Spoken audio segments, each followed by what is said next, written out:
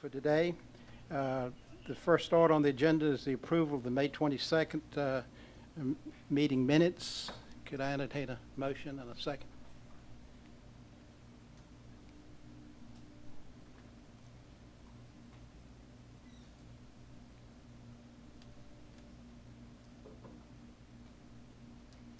It's been moved and properly seconded. Any questions, discussion?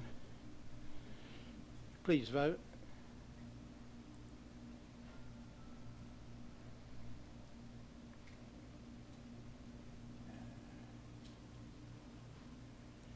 The motion passes.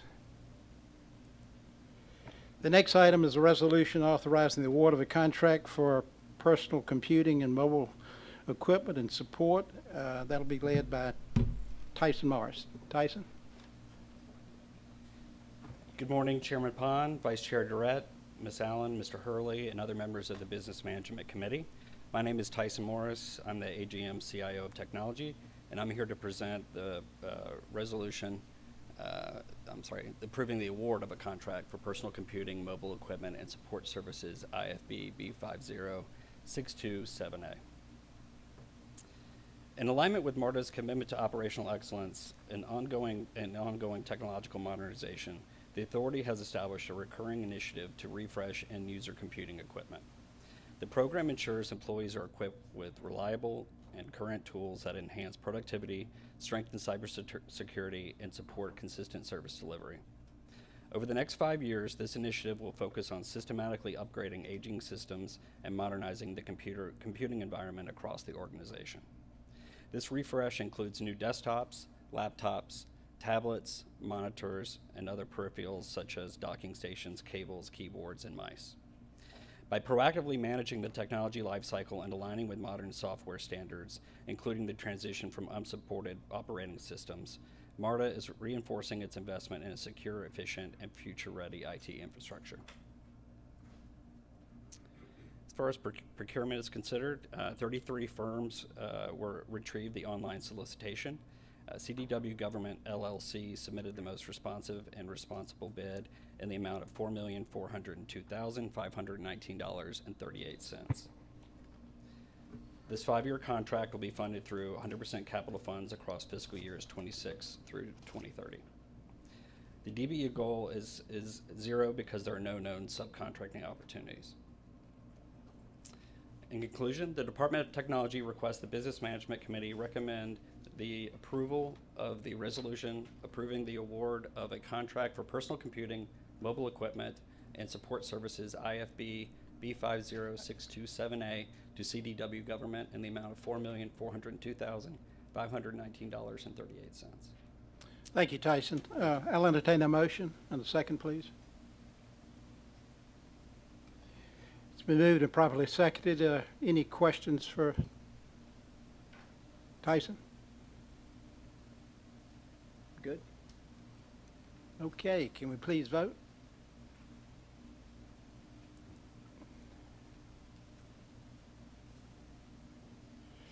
Motion passes. The next item is a resolution authorizing the award of a contract for Endpoint management platform, and that'll also be led by Tyson Morris, Assistant GM for Technology. Tyson. Thank you, Chairman Pond. I'm here to present the request for resolution authorizing the award of a contract for the Endpoint management platform B50666. Endpoint management is how IT keeps every device from laptop to mobile units secure, compliant, and productive. It ensures devices are patched, monitored, and protected across the network. An endpoint management platform will be an integrated solution for full visibility and control of devices for better compliance with cybersecurity policies, real-time alerts and tools for incident response, helping to limit security risks, automated patching updates, reducing exposure to vulnerabilities. An endpoint management platform also has built-in risk and compliance features to best manage audits and regulatory requirements. And finally, data protection by enforcing security policies and monitors sensitive data access. This platform not only directly addresses an open audit findings, but it strengthens MARTA's security posture and helps to maintain operational continuity. 4 bids were received. The lowest bid was received by Presidio Network Solutions LLC in the amount of $245,195.58 and was deemed to be responsive and responsible bidder. The 1-year contract is 100% funded with local capital funds, and the DBE goal is set to 0 because there are no known subcontracting opportunities. In conclusion, the Department of Technology requests the Business Management Committee recommend approval of the resolution authorizing the award of Endpoint Management Platform B50666 to Presidio Network Solutions LLC in the amount of $245,195.58.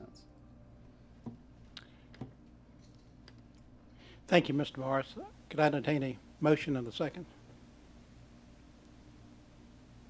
It's been moved and properly seconded. Any questions for Mr. Morris? I do have one with the emphasis on cybersecurity. Do we have penetration tests by outside consultants and all to be sure that, I know there's a process there we use to check. It's a great question and a great practice to have, and we have budget planned for this upcoming year to be able to do those.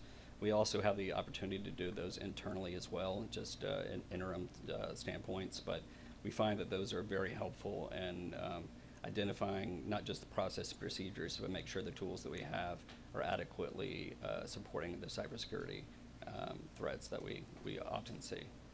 And I assume they have identified some issues from time to time?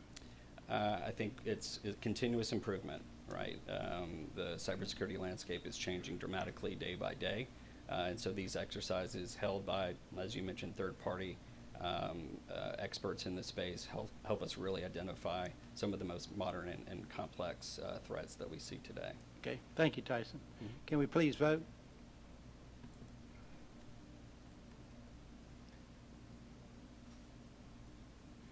The motion passes. The next item is a resolution authorizing the rejection of bids received for the storage expansion and upgrade. That'll also be led by Mr. Morris. Tyson? My last one. Thank you so much. Once again, I'm Tyson Morris, AGM CIO of Technology, and I'm here to present the request for a resolution authorizing the rejection of bids received for storage expansion and upgrade, IFB B50632. No two data center migrations to the cloud are the same. Each journey requires careful planning, financial analysis, and workforce readiness. However, one constant across all organizations is to eventually draw a line in the sand when it comes to procuring new physical hardware. The technology department has made the strategic decision to stop purchasing new physical servers wherever possible to accelerate our transition to the cloud. While this solicitation originally reflected a desire for a more modernized data center, the current pace of technology demands agility, and we are adapting accordingly. Here's our plan on how we plan to move forward. We stand by our software as a service first mindset as we modernize legacy software and bring on new applications. This will immediately halt the need for new on-premise hardware. We accelerate our cloud migration, which is currently underway. Recognizing that not all systems are ready for the cloud, we will still need to maintain a hybrid, both on-premise and cloud configuration for the next few years, so server equipment purchases will be made only when absolutely necessary. And finally, we plan to leverage long-term support models for legacy hardware until full migration is available. This paradigm shift reduces long-term capital expenses, eliminates costly hardware refresh cycles, enables MARTA to scale based on actual demand. By adopting a cloud-first approach, we improve operational agility, enhance disaster recovery capabilities, and allow our teams to focus on delivering business value rather than maintaining aging infrastructure. The result, stability, reliability, smarter spending, greater flexibility, and faster innovation. As part of this bid, we solicited bids for the storage expansion. 3 bids were received. The lowest bid was received from Jessical Systems LLC, and it was in the amount of $1,047,172.87. Once again, we are here seeking permission to reject this bid. In conclusion, the Department of Technology requests the Business Management Committee recommend rejection of bids received for storage expansion and upgrade IFB B50632. Thank you. Now return the floor Thank to you, Chairman Tyson. Bond. Entertain a motion and a second.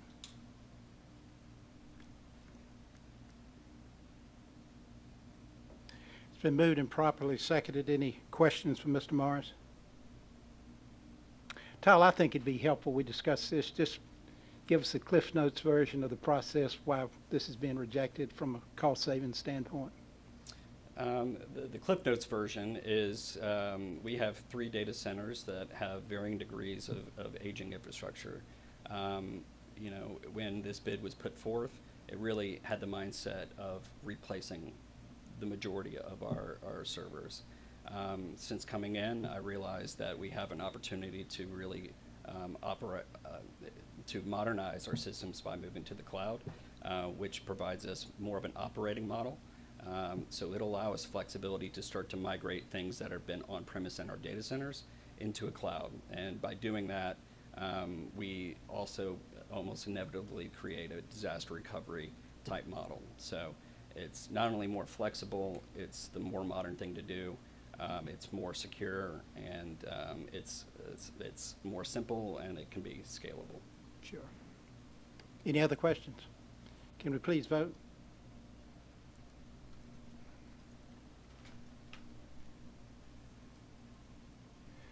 Motion passes.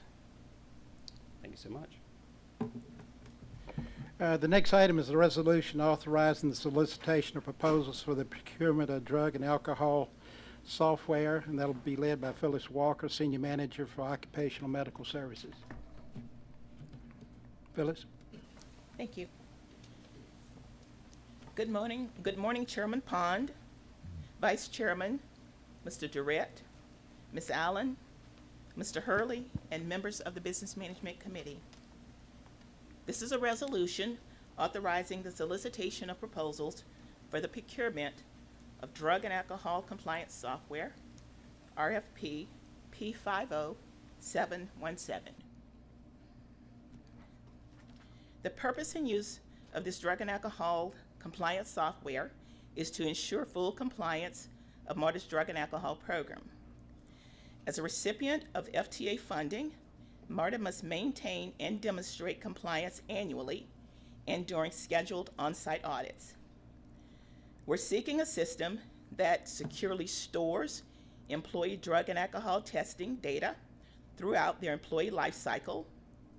It's user-friendly and incorporates innovative features and efficiencies to improve management of our drug and alcohol testing program.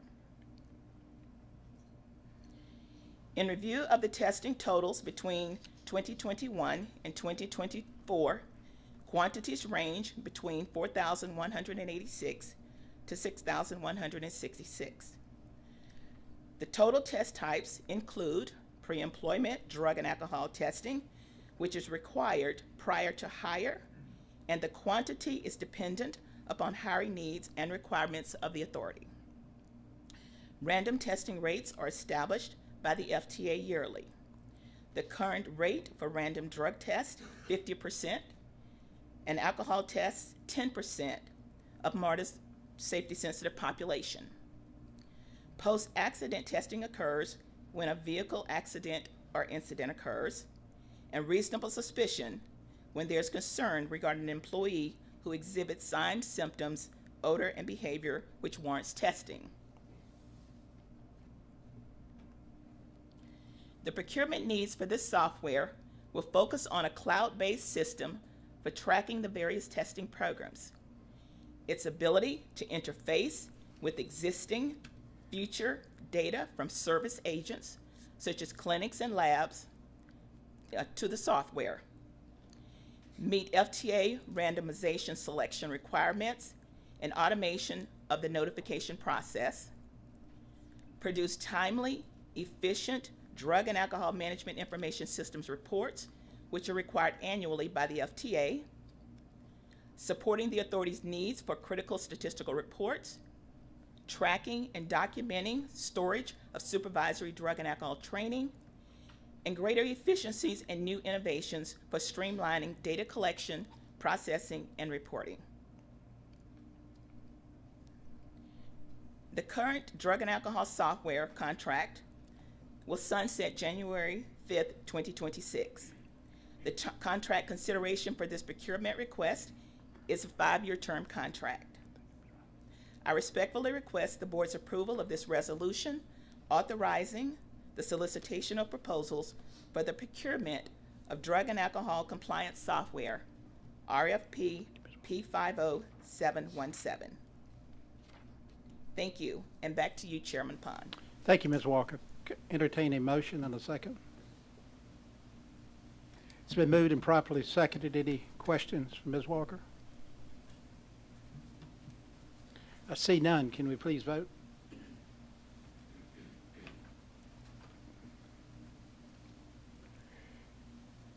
The motion passes.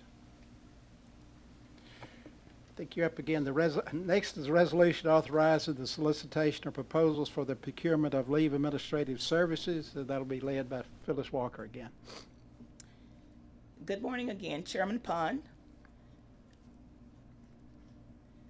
Vice Chairman Mr. Durrett, Ms. Allen, Mr. Hurley, and members of the Business Management Committee.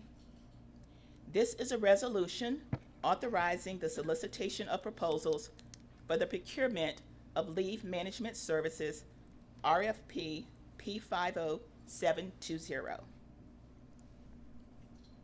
Leave management services for employees serve several key purposes, including streamlining administrative tasks, improving the employee communication experience through clear guidance, support, and time tracking, ensuring compliance with federal regulations, and enhancing overall workforce productivity. With strong leave management services in place, its time management ultimately ensures a faster return to work and strengthens our customers' experience through consistent, on-time, and reliable service. Under this contract, various leave requests include Family Medical Leave Act, FMLA, sick leave for our represented employees, long-term sick for non-represented employees, short-term disability, and eligibility determination for parental leave.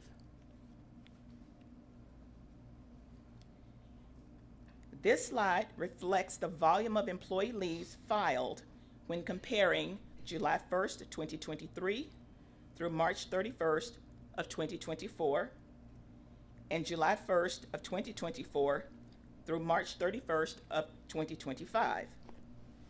The total employee leaves filed have remained relatively the same, around 3,200 to 3,400 leaves, with an approximate increase of about 5.2%. The procurement needs for leave management services will focus on claims tracking to efficiently track standalone leave requests, leaves utilization, and concurrent FMLA, along with other disability and workers' compensation as defined by our internal policies. Reporting will seek to obtain detailed usage reports by leave program, as well as access to ad hoc reports as needed by MARTA.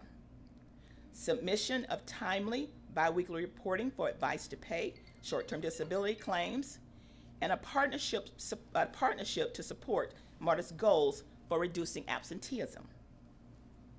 Under claims documentation and management, we expect a 24/7 intake line and an easily accessible employee self-service portal to access current as well as forecasting time available, eligibility determination, medical certifications, return to work confirmations, and leave exhaustions.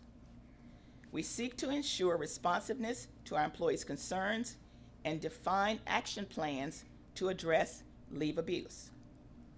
And under compliance, we must ensure that MARTA remains compliant with federal FMLA laws and adhere to the labor agreement as it relates to leave management where applicable.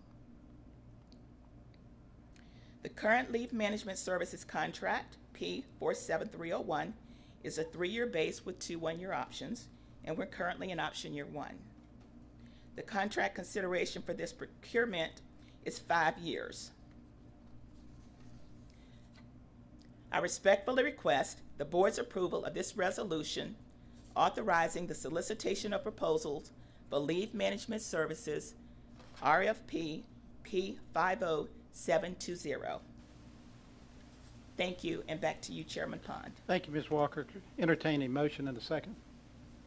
It's been moved and properly seconded. Any questions for Ms. Walker? Ms. Hardage? Ms. Walker, this doesn't have anything to do with the procurements, but as you go through this, is there an opportunity to possibly have one software package that manages both of these programs? Both the alcohol and drug program as well as this, since I know it's all a part of managing employees? They actually are different processes and different expectations. Okay, thank you. Thank you. Welcome. Any other questions? Can we please vote?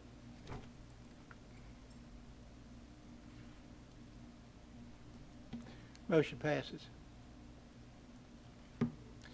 The next item is a resolution authorizing the award of a contract for station digital signage for the Transit Rider Information and Passenger Signage Program, and that'll be led by Anthony Thomas, Manager of Customer Technology Products. Anthony? Good morning, Chairman Pond, Vice Chair Garnett, Chief Allen, Chief Hurley, and members of the Business Management Committee. My name is Anthony Thomas, and I am the Manager of Customer Technology Products in the Office of Customer Technology. I'd like to please direct your attention to agenda item number 7. This is a resolution authorizing the award of a contract for station digital signage for the Transit Rider Information and Passenger Signage Program, P50559. Before requesting your authorization, I will provide some background on the TRIPS program, provide a summary of the procurement timeline, provide rationale behind the selected vendor, and discuss the financial considerations behind this contract. The Transit Rider Information and Passenger Signage Program, or TRIPS for short, is a brand new initiative at MARTA meant to deliver high-quality digital information. The TRIPS program will cover stations, bus stops, and fixed-route buses. However, today's presentation focuses exclusively on the station signage. As a reminder, TRIPS will not be replacing the existing Audiovisual Information System, or AVIS. It will work to augment and supplement AVIS so that both systems can deliver the information our patrons need when they need it. Over the next several years, MARTA will be working to establish a broader digital signage ecosystem with TRIPS and AVIS as the building blocks. We'll be putting signage where it's needed and displaying content when it's needed in the customer journey. The TRIPS Stations project will deliver approximately 380 65-inch outdoor-rated floor-mounted digital passenger information screens. The content for the screens will be developed and maintained internally by the Office of Customer Technology, and will follow a design language that will be consistent with other screens, including those aboard our CQ400 rail cars and along MARTA Rapid lines. And they will also be consistent across our entire digital product portfolio, including our website and mobile app. The screens will be located in various parts of our rail stations, including on platforms, inside and outside of paid areas, and in bus loops. The project will also include audio equivalency for persons with visual impairments. This contract also includes warranty and ongoing maintenance support for the duration of the agreement. Installation will be managed separately by the Department of Capital Programs Delivery through existing MARTA contractors. Finally, we're also excited to announce that we're partnering with Art in Transit to deploy MARTA's first digital art exhibit through this contract as well.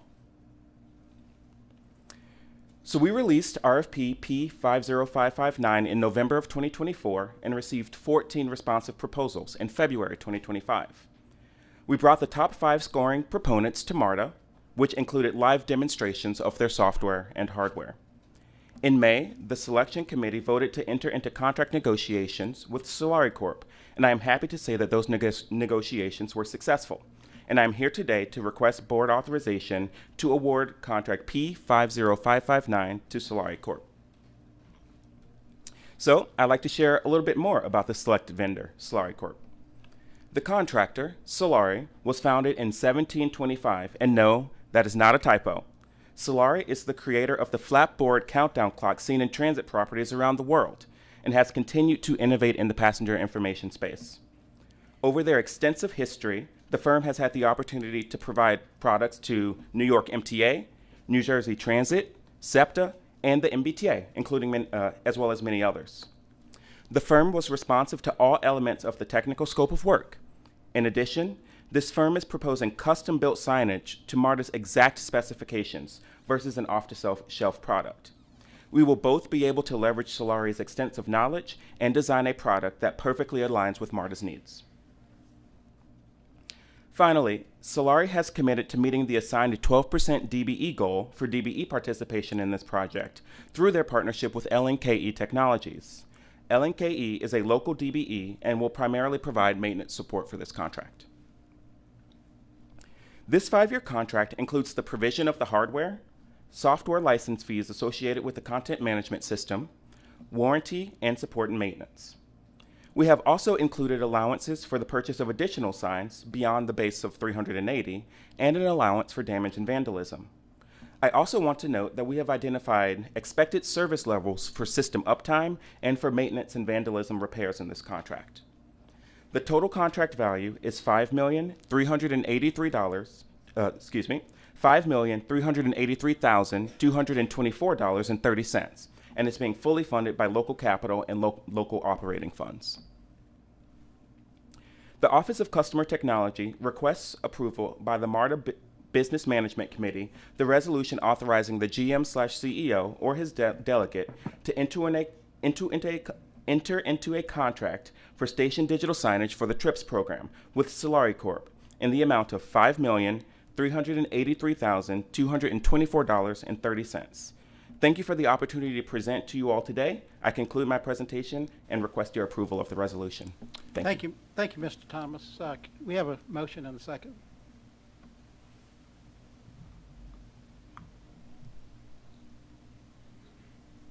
It's been moved and properly seconded. Any questions for Mr. Thomas? Yes, Ms. Bowler. I just have a quick one. I've noticed other digital signage that's new in the stations. Is that for the purpose of ads? And so it's just a entirely separate piece? That's correct, okay. Yeah. Our station advertising contract with Intersection includes their provision of digital advertising at all 38 rail stations. Okay, thank you. Mr. Frosted? Yes, so being that these are going to be at the stations, are these going to be also like in a place where they'll be exposed to the weather? I mean, outside and to the weather elements also? So we have to go through a process now where we have to go to each of the 38 rail stations to determine where we're going to put them. Okay. In some cases, they will be subject to weather conditions, sun exposure, rain, wind, etc. However, the enclosures for the signs will accommodate those weather impacts. And so theoretically, we could put them in the middle of a sidewalk completely under the rain conditions, and they would be totally fine. Okay.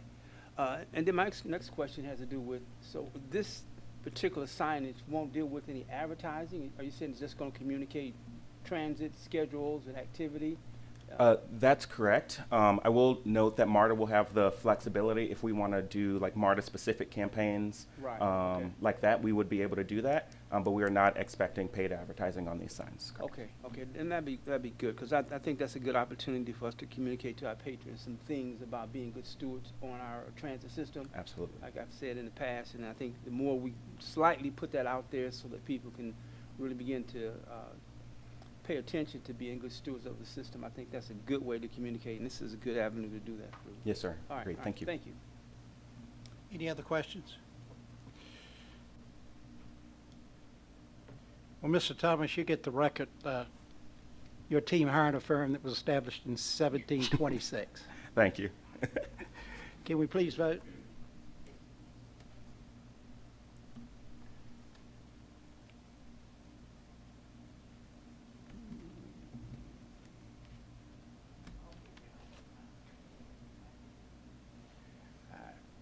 Ms. Scott, I'm not you. Okay. The motion passes. Thank you so much.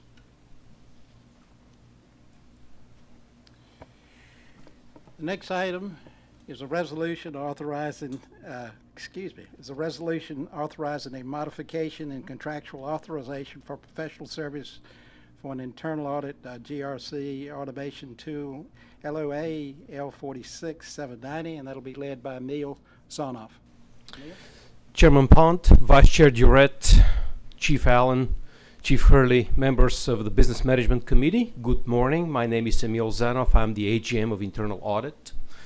I'm here to present a resolution authorizing the modification in contractual authorization for our audit GRC automation tool, LOA L46790. A bit of background. The name of the solution that we're using is called HighBond, and it's sold by a company called Diligent. This is a cloud-based technology that serves as the system of record for the Department of Internal Audit. It also enables all of our operations within the department. For example, all of our audit engagements are in HighBond. All the risk assessment, the field work documents, our findings and corrective action plans, the documents that we receive to validate that the corrective action plans have been executed, they all go into HighBond. The final audit reports get produced by this tool. We manage a number of other compliance items for the department in HighBond. It's really like the lifeblood of the department. Diligent is one of the established players in the GRC space, and I'll mention additional fact about the company. The software that you're all currently using, called iCompass, is also sold to MARTA by Diligent.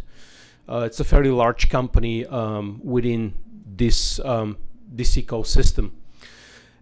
This software will provide the purpose full service annual subscription for all of my departmental employees, regular software upgrades because this is a software as a service in the cloud, and also regular maintenance including security updates. So it's soup to nuts, everything is included. We're always on the latest version of this platform. The current contract began in FY20 and expires on May 6, 2026. This contract is funded 100% with local operating funds and is within my annual authorized operating budget. The modification will increase the contract value by $64,276 to cover the annual payment to take us to the end of the contract.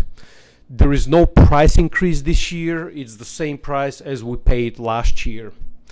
Last year, I came to the Business Management Committee or the board in March, and my assumption was that we will have sufficient time to go back to the marketplace to see if HighBond remains the best solution for MARTA. We've been using them since fiscal 20. And it's time for us to look at the marketplace and assess whether we're getting the best value for the organization. What we have realized is the marketplace has expanded quite a bit. The cloud has enabled a lot of new providers to come into the market. Some of these providers provide some really nice new features, such as artificial intelligence that's native into the audit software. So it's going to take us a little bit more time to assess and see if we want to stay with HighBond or perhaps go to something that provides better value for the authority. But we just need a little bit more time to get to that finish line in a prudent manner. So I just need to get to the end of the contract, basically. There is no DB goals for this contractual modification. With that said, I'm here to respectfully request approval of the modification of LOA L46790 by amount of $64,776. Chair Pont, I return the floor back to you. Thank you, Emil. Could we have a motion and a second? It's been moved and properly seconded. Any question for Mrs. Zonoff? Can we please vote?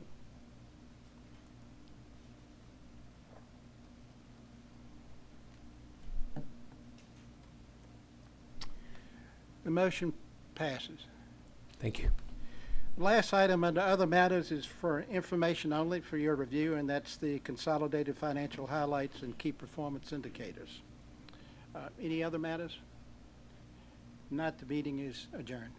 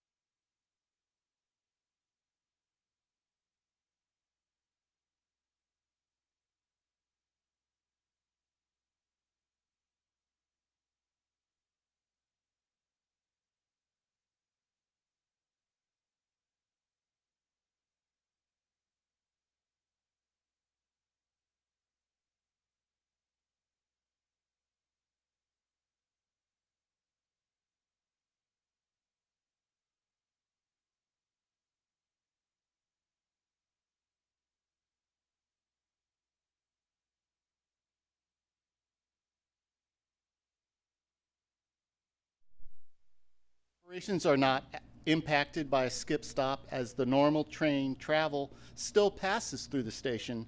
They just do not stop to load and unload passengers. We will have bus bridges to the adjacent stations to support this closure effort and keep our patrons moving to their final destinations.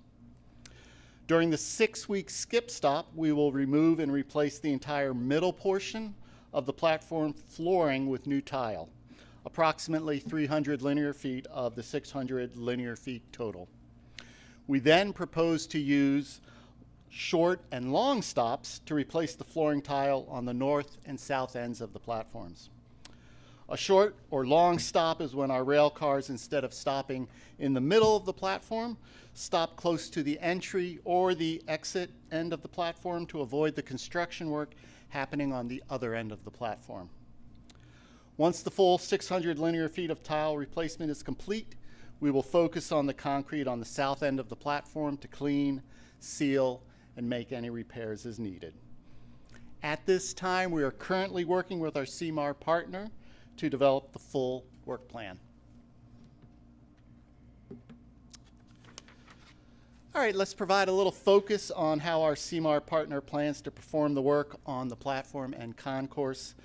This image is an overhead view of the Garnett station showing the ramp entrance to the left. The station entrance is on the right, center, if you will. And just at the entrance to the station, there is a hole that allows the view from the concourse level down to the platform level. And this opening is really what you see is where the blue text is. That is an opening between the concourse level and the platform level. The CMAR partner plans to use the existing entrance ramp to bring in material and then to take out the demolished material using the hole between the platform and the concourse with the use of a multi-stage lift. Here are some photos to help clarify a little bit of what we're talking about. The first image on the left shows the ramp to the entrance of the station, and the CMAR proposes to close the left side entrance ramp and concourse area to perform their work. The middle photo, you can see the hole, if you will, from the concourse level where you see down to the platform level, and we'll be using to bring the demolition material in and out, or out. And in the lower photo, you're on the platform looking up to the opening on the concourse level at the top of the photo. In our initial communications with operations, our proposed 6-week skip stop should not impact bus operations, as the Garnett station does not have any bus stops. We have already started to fully coordinate with all MARTA departments as part of our skip stop planning to ensure that if there is any need for a bus bridge or mobility bridge, it will be planned and put in place to fully support all patrons' travel. And that ends my briefing on our initial proposed work at the Garnett station. Thank you. Thank you. Do we have any questions? Mr. Pond? When will the actual construction get underway? Absolutely. That's the good question. Right now, we have to get the work plan approved. So it's going through all the different departments. They're cleaning up their plan of action, and we're going through operations, safety, and everybody. And once we get that plan approved, then we look at about 6 weeks to get all the information out, and then we start right up. We're hoping that's August, but it depends on when our work plan gets approved. Well, I think you need to be concerned. $5 million worth of work. Of course, it can be a large project or a small project. That's going to leave you 9 months, and I know everybody's focused on getting everything done for the World Cup in June, I think. Yes, July, sir. whatever the date is. So, I mean, just again, I'm just putting up the mirror. Do we have everything planned in place? Are we very confident that you have the backup to get this done? There's really no slippage to with those dates. Yes, we are feeling very good about the dates, assuming that the work plan continues its way towards approval, and we don't hit any speed bumps. We don't anticipate any problems with the construction operations. Having that skip stop in the long and short are really helping us get the access we need. So it'll take you about a month to get the contract in place, the numbers in place? It's not necessarily getting the contract in place. We have our contractor, our CMAR. It's more of getting the information out to all the patrons. We have to give them the advance notice necessary so they can adjust. And last of all, will they have in their contract a date to achieve the project, a specific date they're contractually obligated to? They do have a date certain time frame to complete the work. Contractually to finish the work? Yes. Okay. Thank you. I have to ask the question, has City of Atlanta signed off on all this and they're aware you're closing the station since that is one of their stations? We are keeping them in the loop as part of our ongoing communications with them. I don't think we submit it necessarily for approval, Chief. Yeah. Yeah, so I can address that. We have actually, and I think you'll hear more about the Broad Street coordination as well. So as a part of all of the World Cup planning, the city is aware that we do need to achieve this work before the World Cup. And so they're okay with closing the station is my question. That is correct. Okay. Mr. Frierson. Yes, is the signage in the whole station, is this all a part of the rehabilitation also? And the planters that are there, I see we have some there, all that's going to be pressure washed. Is that in the signage a part of this project? Certainly the whole station is going to be pressure washed and updated. I don't know if we're updating the signage particularly, Chief. Yeah. Yeah, so as the World Cup is approaching, we are certainly picking the items that we know we can achieve and to completion before then. So the most urgent and clearly the walking surface at Garnett is particularly challenging. One of the other areas that we're looking at is those glass panels that are hanging, and if we can do a replacement of those, we will not be doing the complete station at Garnett before the World Cup, but we're trying to hit a few of those items. Okay, great. Because I know that when you do all the pressure washing, the signs are the ones that's just going to stand out as being dated, and this kind of aids from weather. So yeah. And then my next question has to do with, I'm assuming that when you do you're going to do the ceiling as well as the floors and the walls. Is that part of this too? For the pressure washing. Yeah, the entire surface. Okay, all right, thank you. Thank you.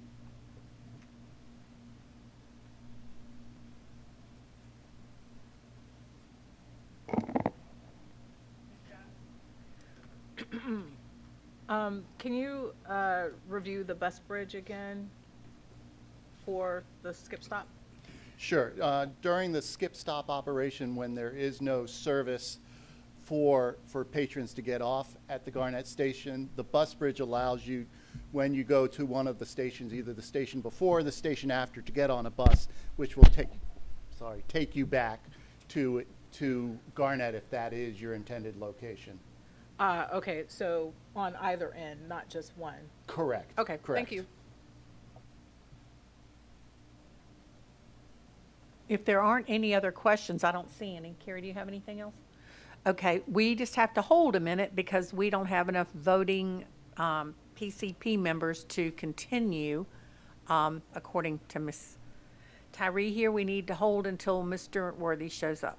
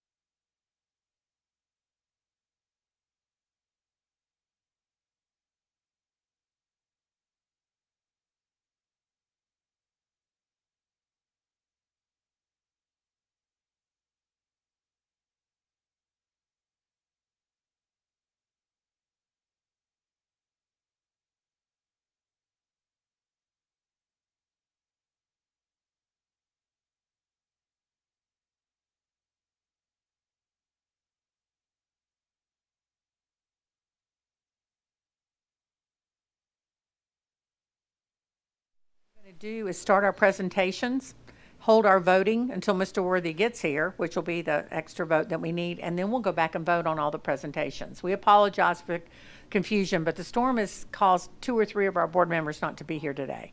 So our first presentation will be a resolution authorizing real estate for use of appraisal and non-appraisal professional service firms, P50473. Robin Boyd, welcome. Hi. Good morning, Chair Hardage, Chief Allen, and Chief Rocha. I guess if you could go to the next slide. One more slide, please. So the real estate department, we're charged with managing all of the authority's real property, land assets. And to that end, we do everything to support the capital projects. We acquire right-of-way, vacant land, and improve property. We dispose of surplus property, grant easements, execute leases and licenses, and we support the transit-oriented development and other adjacent developments to MARTA. In addition to that, we have to value all of those assets before we can complete everything in the first part. So in January of 2024, the board approved a dollar amount for us to use professional services and to go out and solicit RFPs for those. But after we've done a lot of discussion, we determined that using a contracts for the professional services, we could save significant money, probably up to 20% or $4 million. So this slide just shows all of the different things that we do and that we would need professional services for. And the next slide. So this is the fiscal year breakdown. It's the same as it was when it was approved in 2024. It would be over 5 years and would be for appraisals, and the non-appraisals are things like right-of-way consultants, relocation, property management, real estate valuation and brokerage services. And the next slide. So this is a resolution authorizing the award of contracts for the use of appraisal and non-appraisal professional services firms for real estate. Thank you. Do we have any questions? Okay, we'll hold the vote until we have Mr. Worthy. Thank you. The next resolution is authorizing solicitation of proposals for the procurement of transit-oriented development project. Look who's here. Come on over. We need to vote on what we just talked about, so. We've only covered the first item. We need to vote on the minutes, and we need to vote on this, and then she was just starting this one. Okay. So we just finished that. Okay. Thank you, sir. I remember these from the pre-brief, so I'm comfortable voting on them, but I probably need to log out as Frida. Oh, okay. All right. So we will entertain a motion for approval of the minutes. So moved. Should be, there it is. Moved and seconded. Please vote.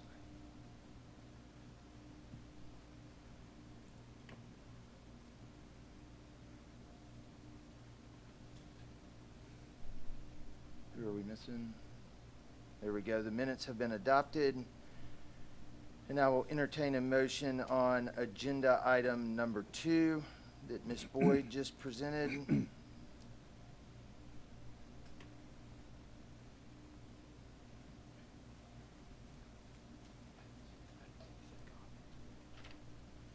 It has been moved and seconded. Please vote.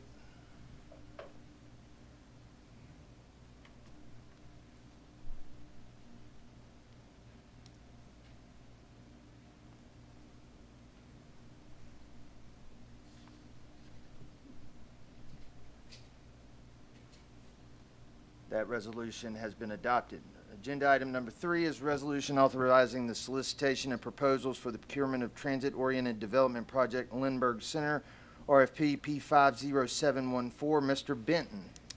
Good morning, Chairman. Worthy members of the committee, GM Allen. Good morning. Thank you. I'm here today to ask for your permission to issue 4 RFPs, resolution numbers on the agenda 3, 4, 5, and 6 regarding transit-oriented developments located at Lindbergh Station RFP P50714, Oakland Lakewood Fort McPherson RFP P50722, Kensington Station RFP P50732, and Hamilton E. Homes RFP 50732. And again, I'm John Benton, and I'm the AGM of Real Estate Development and Asset Management. Since 2017, MARTA has been involved with over $437 million of private sector development with TODs. We've achieved over $40 million in TOD revenue, and we've stimulated the development of approximately 620 affordable housing units, and we've created over $14 million in property tax revenues. Our 2025 TOD priorities, again, are Lindbergh Center, Oakland City Lakewood McPherson Station, Kensington Station, and H.E. Holmes Station. The priorities were laid out and discussed, and we thought that this would be perfect geographic distribution. It provides jurisdiction priorities, gives us a good balance of revenue, and it meets our MARTA's mission and goals for ridership. Each development or TOD we've just discussed will include TOD responsibilities that were based upon MARTA's board approval and guidelines. They must comply with TOD guidelines and policies. 20% of the units are reserved for workforce housing. We have a public art participation within the RFPs. Community engagement, everyone is encouraged, and community engagement is necessary. And of course, they encourage ridership. All of the RFPs will include interim rent, meaning when we sign the deal, they start paying rent, a base ground rent or a percentage of appraised value of the land, participation rent or a percentage of the cash flow, and a capital event participation, meaning that MARTA may share in the refinance proceeds, resyndication proceeds, or sale proceeds of these properties. Again, here are the properties that we're laying out: Lindbergh Center, Oakland City, Kensington Station, and Hamilton E. Holmes Station, excuse me. Lindbergh Center, we're sitting in Lindbergh Center. It was the first master plan TOD. We're sitting on about 47 acres. There's about 1 million square feet of office space here. There's 208,000 square feet of retail. There's 715 residential units, and in process right now, we're working with the city of Atlanta to build a fire station basically to the left of us here. And we're working with the city of Atlanta to do some urban design framework, not only on the campus itself, but throughout the neighborhood as well. There's some unique features and opportunities for a developer here. Of course, it's a key location. It's a park and ride hub. It has the 4th highest ridership, transit ridership and stations. And it will leverage uptown amenities. And of course, we have a great location here, being proximity to Buckhead, Midtown Emory, and Georgia 485, et cetera. The unique feature about this TOD, among other things, is that we're going to transfer the development rights of 2 small ancillary parcels to maximize the TOD density. And those 2 small parcels are going to be turned into parks. Oakland City, Lakeland, Fort McPherson. The lay of the land is that TOD, we're going to combine these 2 stations into one TOD, and it should be beneficial for a developer. And in addition, these sites both are within a federal opportunity zone for tax credit purposes. Presently, the development at Oakland City includes Prologis development and station improvements on the east side of the station. Prologis is is building basically a tech warehousing, and they are improving our station with benches, artwork, landscaping, et cetera, and they're paying for it, by the way. And in addition, Oakland City is the eastern terminus of the BRT station, Campbellton Corridor. Lakewood, Fort McPherson, we know that Tyler Perry Studios are there, which they're expanding on a daily basis. And of course, we have Fort McPherson Development Authority and the expansion there. The opportunity for the developer is that, of course, it supports local economic development. It increases the workforce housing stock in the area, and it's a good, solid proximity to downtown Atlanta and Hartsfield Airport.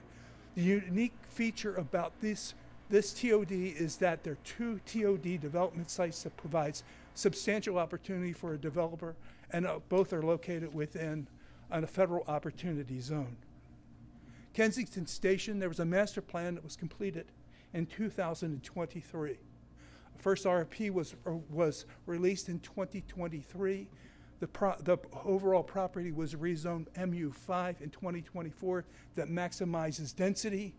And presently, we have on board a $10 million Atlanta Regional Council grant that we just recently received. Presently on the site, there's the housing authority of DeKalb County, their headquarters, and affordable housing that's currently under construction. Now, on the north side of the site, you might see where it says Station Soccer Fields. That is there, and it's very active. And in addition, we have MARTA Market, which is just kicked off this week, and it's quite popular throughout the metro area. The opportunity for the developer is that, of course, it provides really a substantial amount of new mixed-income residential development. We'll redesign the bus intermodal with that $10 million working with the developer, and again, a potential development of the site with the substantial size of the site will have along East College Avenue, Kensington Drive, and Mountain Avenue, and it has a solid proximity to 285. Again, a unique feature of this property is that we're working on a joint development. We will work on a joint development with the developer for bus intermodal and parking facility, and then continuation of the successful TOD development. Hamilton Homes, the last one we have in our mix, was master planned in 2022. That master plan included 620 multifamily units, 80 townhouses, 17,500 square feet of retail space, and a redesigned street network with substantial green space incorporating the surrounding neighborhood and communities. Like the others, this is also included in the federal opportunity zone. Presently, we have at the station Invest Atlanta's iVillage. We just signed an agreement. It's a draft agreement for future station soccer location that's been quite popular, and it's really becoming, we'll talk about that at future presentations. And then, of course, the MARTA Market, which is kicked off and has become very popular there as well. The opportunity for the developer is that this is the Blue Line Western Terminus. It's a key park and ride location. You can see it's a solid connection to I-20. And of course, we bring along the MARTA social infrastructure program, including the station soccer location, the MARTA Market, and other things. The unique feature about this property is that it's located within a federal opportunity zone, and the community benefits with the iVillage and station soccer. Here's an idea, a timeline we're talking about regarding from the beginning of the RFP process to award of the RFPs moving forward through to April, of 2026. Our request for each is, and they're a little unique, but somewhat the same as well.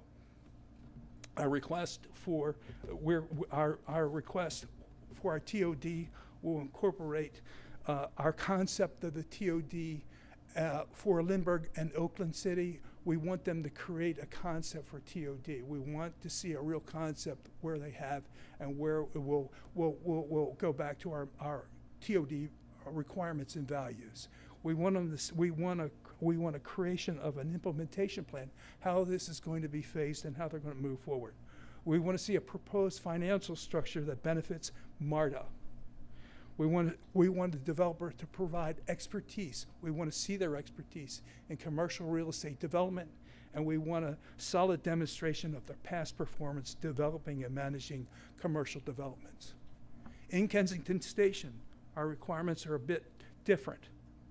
We want them to incorporate the 2023 TOD master plan, and we want them to work with us to develop and remodel the bus, intermodal, and parking facilities that we have the $10 million grant that we have to use. We want them to create an implementation plan, a phasing plan that shows that they understand what that meets our needs and what we're trying to do as far as the TOD. We want a solid financial structure that incorporates MARTA financial benefits. We want them to provide their expertise in commercial real estate development, and we want to see real expertise. And we want them to demonstrate their past performance in developing and managing commercial development. With HE Homes, our requirements are a bit different again. We want the proposed developer, their selected developer, to reframe the residential TOD that was previously done, but we want them to concept it on the vision master plan that was originally put in place. It needs to be reframed. We want them to create an implementation plan, a phasing plan, basically, is what we were looking for.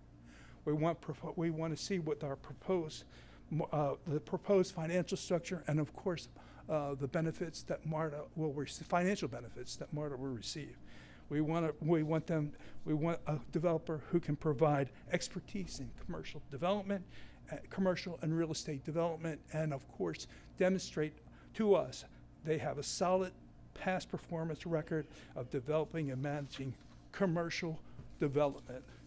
Ladies and gentlemen, I respectfully request that you approve on the agenda items 3, 4, 5, and 6 regarding resolutions authorizing the solicitation of proposals for the procurement of transit-oriented development projects. Thank you. So this is one presentation for agenda items 3, 4, 5, and 6. We will have to vote on them separately, and we'll have to read the numbers into the minutes. But I do think that just procedurally, let's go ahead and open it up to questions for any and all of within the presentation, and then we'll go down the each one individually for voting purposes. So are there any questions? Ms. Pollock. Can you just remind me what the workforce housing AMI is? 80%. Thank you. Mr. Pond? Wonderful projects, wonderful program. I'm reflecting on history 5+ years ago, and the people that would win these proposals would put down a very small amount of money and then extend. In some cases, I think one went as far as 15 years. Yes, sir. And you guys know how to write these criteria, but I would have hoped that we would have some milestones in there, and if they don't meet those dates, we pull it back and offer that to Yes, sir. One of my pet peeves is timing, and each one of these RFPs do include a timing trigger. Mr. Frierson. Yes. Was there any, at one time, was there a RFP for the Kensington Station that we looked at that maybe didn't get executed for TOD?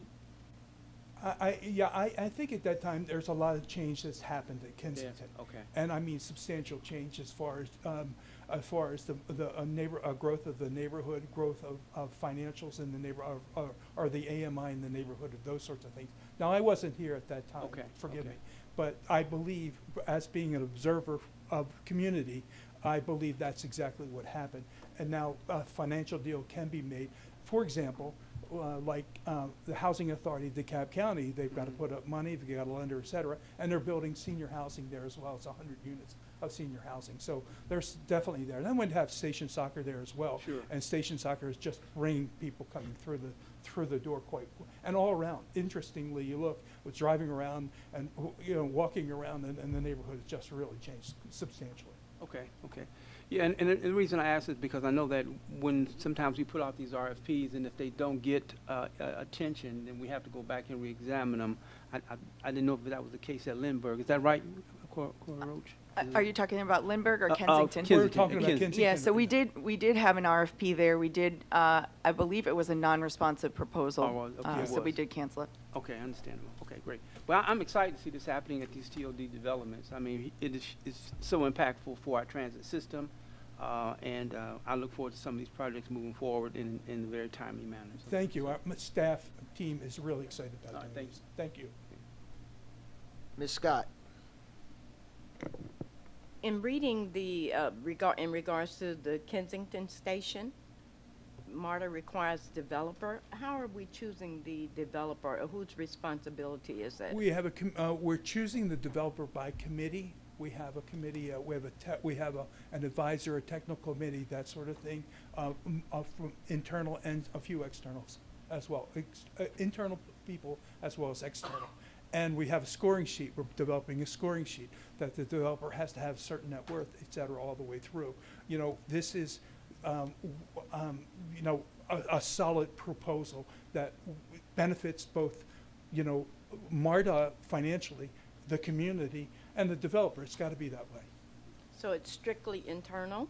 Well, no, ma'am. We're bringing some outside. We're talking about bringing in a few outside consultants who will work with us as well on that. So I guess sorry, those lines, will that also include the Cobb County in any Yes, way? ma'am. I mean, absolutely. I'm going to interject because we're diving down into a procurement, and what we may or may not score, who may or may not be in a source evaluation committee. So I don't want to wade down into that area. My question is just about participation. Who's Understood, and that is part of the procurement process. We don't have a source evaluation committee for each one of these identified yet, and typically that's not shared until after the solicitation. But it will be internal and external individuals. It will be internal and external. The specifics on who. But it will be internal and external. Yes, ma'am. Yes, ma'am. Thank you. Yes, ma'am, and thank you, Mr. Ms. Jones? Thanks for the update on this. Very excited about the transit-oriented development. Ms. Pollock asked a question about AMI. Are you using a regional AMI calculation? Yes, ma'am. That's put out, and yes, ma'am.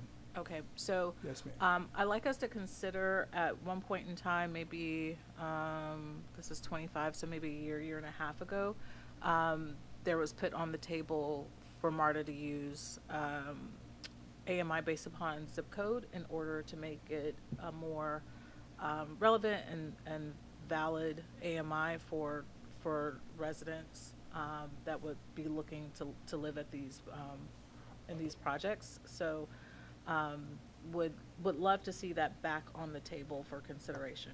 You said the AMI for what, ma'am? Excuse me. By zip code. Okay. Yes, ma'am. Any other questions from the committee? All right, we'll take these one at a time, beginning with resolution authorizing the solicitation of proposals for the procurement of transit-oriented development project Lindbergh Center, RFP P50714. I'll entertain a motion in a second.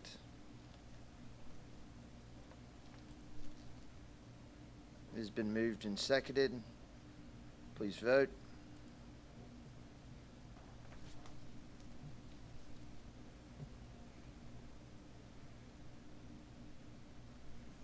The resolution is adopted. Agenda item number 4, resolution authorizing the solicitation of proposals for the procurement of transit-oriented development project Oakland Lakewood Fort McPherson, RFP P50722. I will entertain a motion in a second. It has been moved and seconded. Please vote.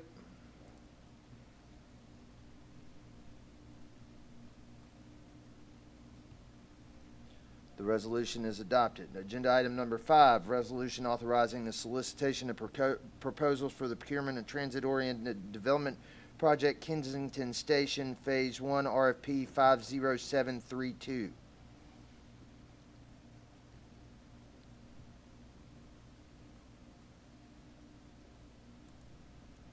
It has been moved and seconded. Please vote.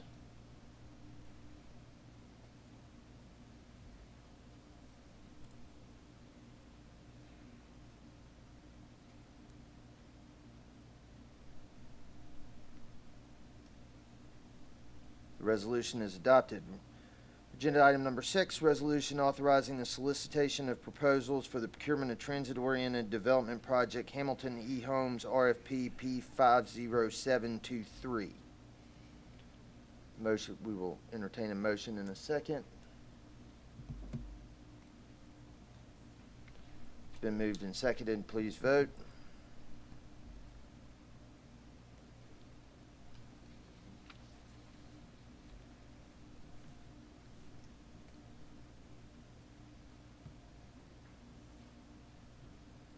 The resolution is adopted. Thank you, Mr. Benton.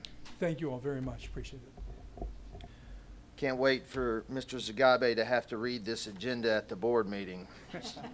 Super fast. We'll move on to agenda item number 7, resolution authorizing the award of a single source contract for next-gen bus network redesign, infrastructure bus transit stops, and bus stop amenities, RFP PP 50728.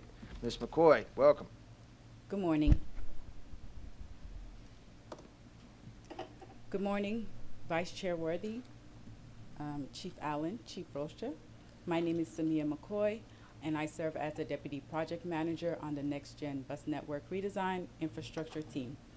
Today, I'm presenting a resolution requesting authorization for a single source procurement related to the infrastructure components, mainly the design and construction of bus transit stations and the amenities relocations and removals. This presentation will outline the scope, the vendor selection, implementation timeline, and how these changes will support the successful launch of the Next Gen Bus Network redesign. The Next Gen Bus Network redesign is a bold shift in how we serve our riders with a faster, more frequent, and more reliable service across the region. But the network redesign alone isn't enough. To deliver a full rider experience, we must also invest in the infrastructure that supports these routes. We are proposing a package that includes 2 major components. First, the design and construction of 4 bus transit stations, 2 located in DeKalb County, 2 located in Fulton County. These stations will serve as key transfer hubs and are being placed along high ridership corridors to maximize impact. Second, the relocations and or removals of bus stop amenities at 325 sites throughout this network. This includes moving shelters, benches, trash bins, signage to match the redesigned routes. Ensuring amenities are accessible, well placed, and visible to the public. Together, these upgrades will improve safety, comfort, and visibility for riders and help us deliver on the promise of the Next Gen Bus Network. They reflect our commitment to equity, accessibility, and making sure our riders have the facilities they need where they need them. We are recommending a single source contract with Attico Development, a local firm based in East Point, Georgia. Attico has a long-standing history of working with MARTA and brings knowledge of our materials, design standards, and operational expectations. More importantly, they understand the local permitting environment, which helps us avoid delays and streamline approvals. Their team has already delivered similar amenity upgrades across our system so they can hit the ground running. This continuity ensures that design, construction, and schedule reliability are maintained. Given the tight timeline, the need for a seamless execution ahead of our winter 2025 launch, ADICO can deliver this work effectively and on budget. We developed a focused timeline to align this infrastructure work with our broader next-gen bus network launch. The final design is scheduled to begin in the summer 2025, immediate following contract execution. Permitting will run in parallel, continuing through summer 2025 and into fall 2025. Construction is set to begin fall 2025, targeting completion in time for the network launch. All assets, bus transit stations, and amenities will be in place fully to support the winter 2025 network launch. This timeline is aggressive and ensures that the infrastructure keeps pace with the service changes in the next-gen rollout. In closing, this resolution is a key piece of our broader effort to deliver a better bus network, one that is more efficient, accessible, and rider-focused. Awarding this single-source contract to ADICO allows us to move quickly with a partner that understands MARTA expectations and has local expertise and can execute within our timeline.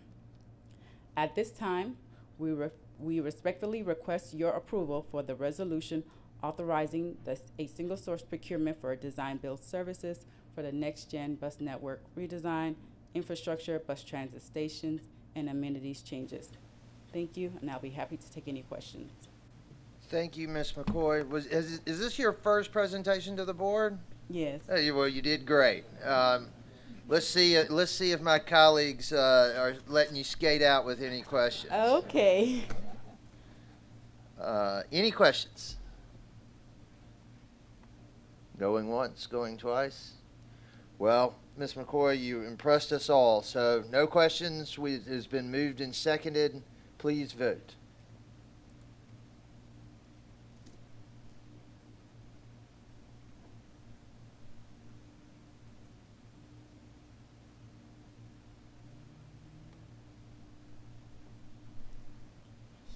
The resolution is adopted. Thank you so much. Thank you.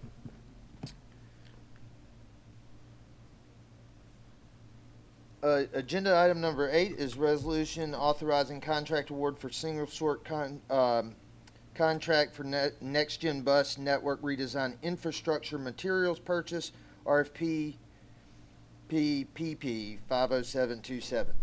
Mr. Van Sickle. All right. Good morning, Vice Chair Worthy, Chief Allen, Chief Rocha, and members of the committee and executive team. I'm here to follow up on Samia's presentation about next-gen bus network redesign infrastructure and bringing to you a resolution authorizing a single-source procurement for materials to support that effort.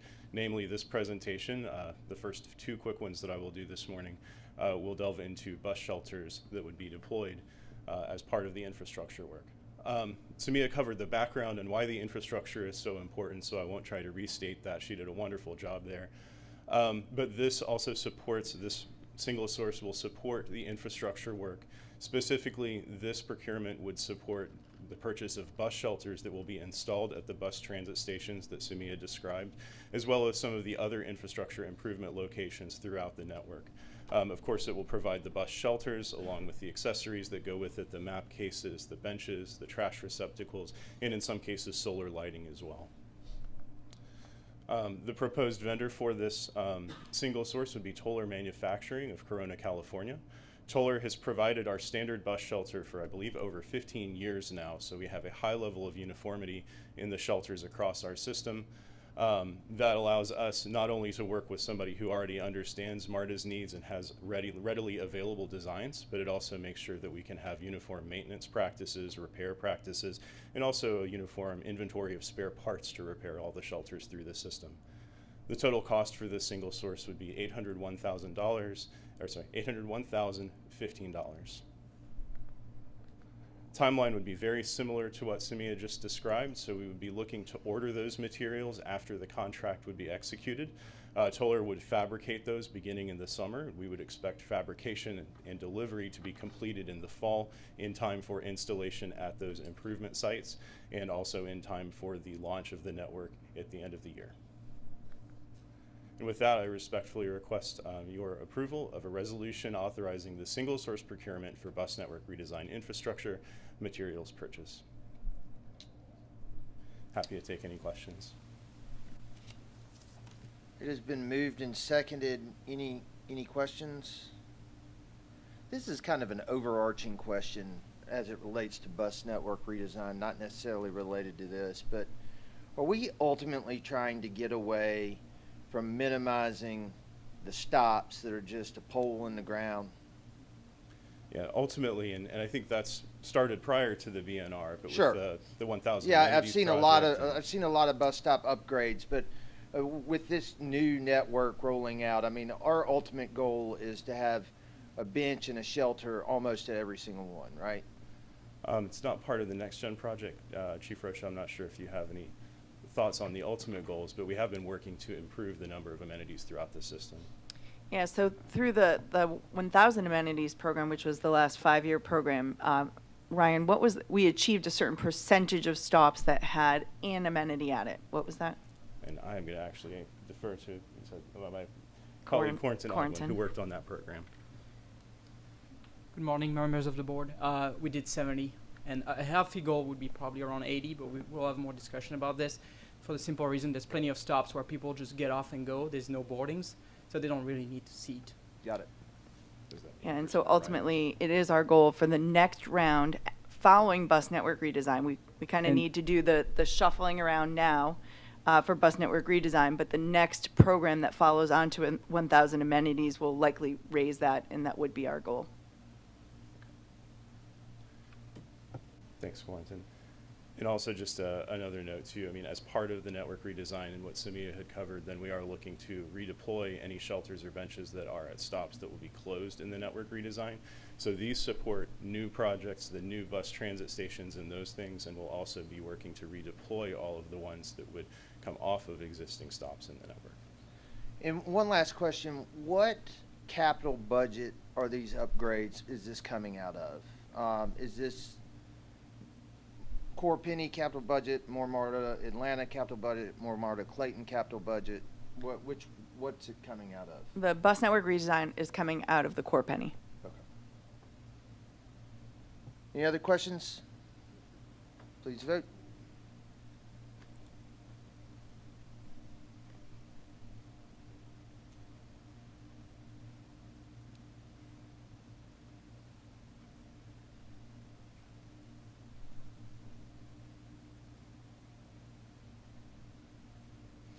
The resolution is adopted. Agenda item number 9 is with Mr. Van Sickle again. The resolution authorizing the award of a single source contract for Next Gen Bus Network Redesign Infrastructure Bus Stop Sign Changes, RFPP, PP 50736.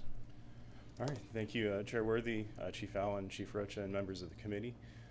This will be our third and final presentation on the Next Gen Bus Network Redesign Infrastructure this morning.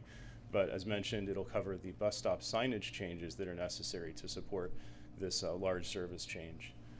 Essentially with this, just about every bus stop in our system is going to be touched in some way by the service changes in the Next Gen Bus Network redesign.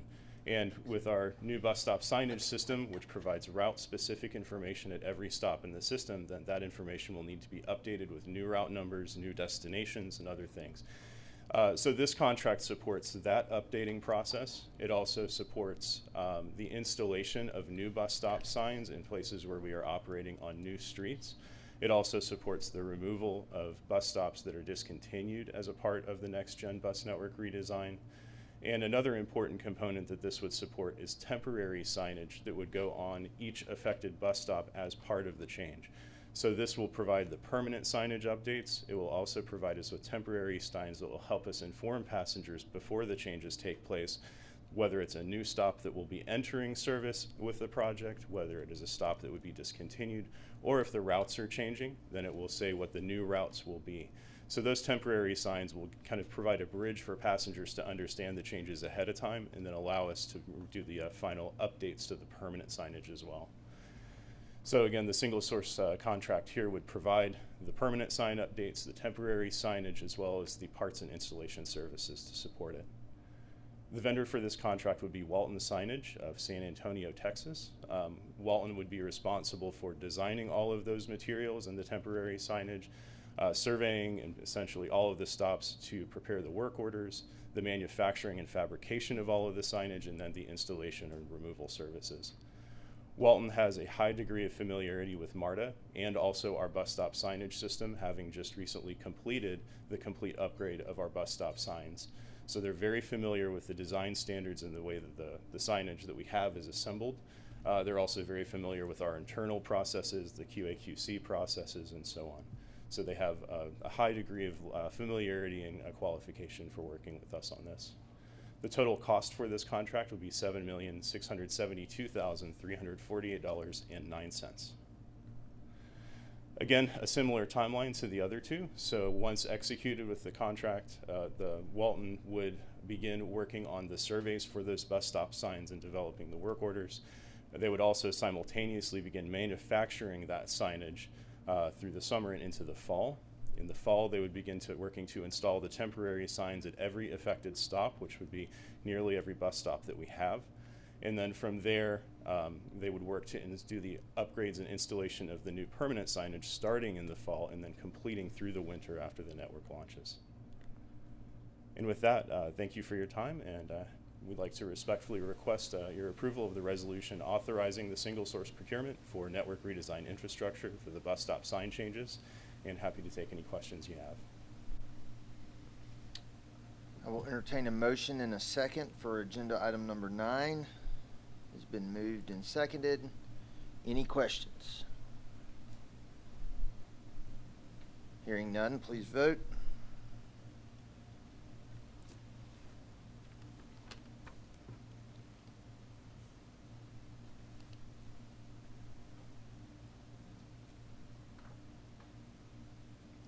The resolution is adopted. Thank you, Mr. Van Sickle. Agenda item number 10 is a resolution authorizing a modification in contractual authorization for AFC 2.0. Chief Allen. Good morning, Mr. Worthy, Ms. Rocha, and other members of the Planning and Capital Programs Committee. Again, Rhonda Allen, Chief Customer Experience Officer, and I'm here to present a resolution authorizing a modification in contractual authorization for the Automated Fare Collection System 2.0 RFP P50189. Next slide, please. Thank you. So here's our agenda. To be brief, we'll continue on. So we in-house refer to this project as AFC 2.0. It is the total replacement of MARTA's Breeze system, and it actually merges the Breeze card and the Breeze mobile systems together, which is one. And again, the intent here, our vision is to provide a reliable, customer-focused system that's easy to use, supports equity, and enhances regional mobility. Next slide.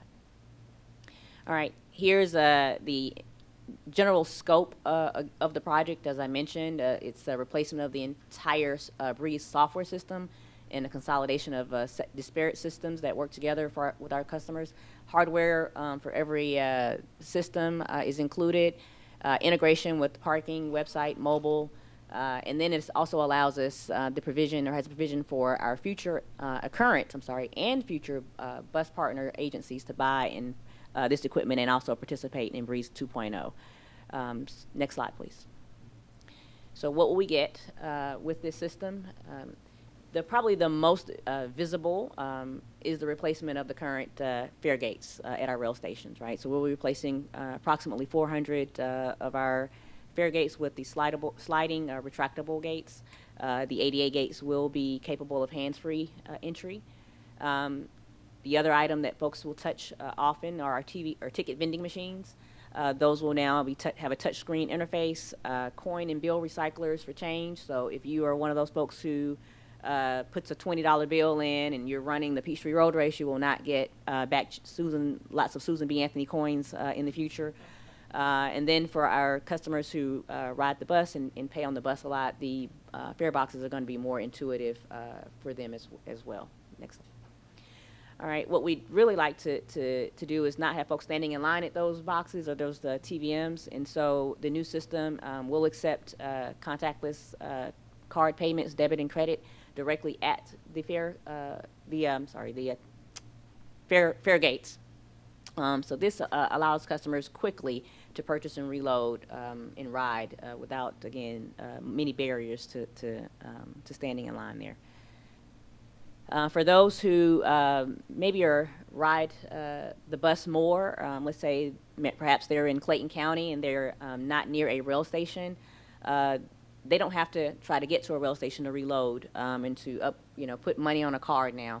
We'll have the ability to making this more accessible. These are, for retail networks, so individual can go into a store and load up their account without having to touch a MARTA station to do so. So they can easily,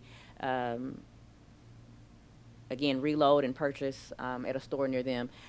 We have listed several stores here. This is not inclusive of every one. It just gives you an idea of where folks can go to make those types of purchases.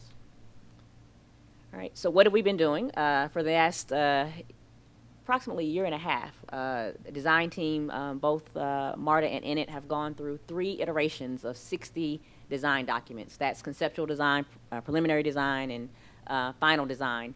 The projects had, or the requirements for the projects had over 4,600 technical requirements that had to be tested and verified. We're about 75% complete with that work, and have began the equipment installation design and the plans there, almost finished there. And this is where we kind of get into that pivotal stage of moving from the design and the things that you don't see that we've been working on to construction efforts, and where you will begin to see and the customers will begin to see activity in the field. All right, so we'll talk a little bit about what moving from the design stage to the construction phase and what that means. Next slide, please. So again, our construction goals, though, are, while we're out, we'd like to make sure that the stations remain open and accessible to customers.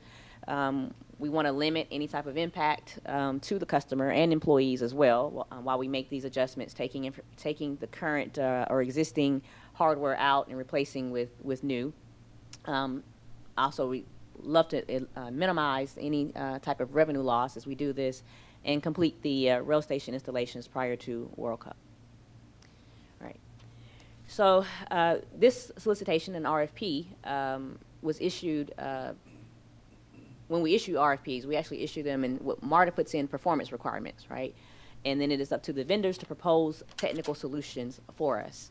At that time, we knew that we'd have a varying number of fare collection vendors that were proposed on this, with a number of subs to help implement this. And so we weren't quite sure how each vendor might want to adapt their system to our needs.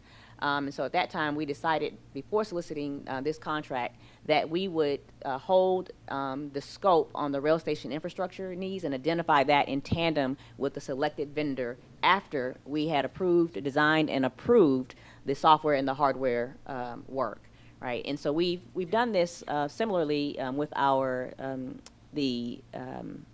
architecture and design firm that's working with us on this.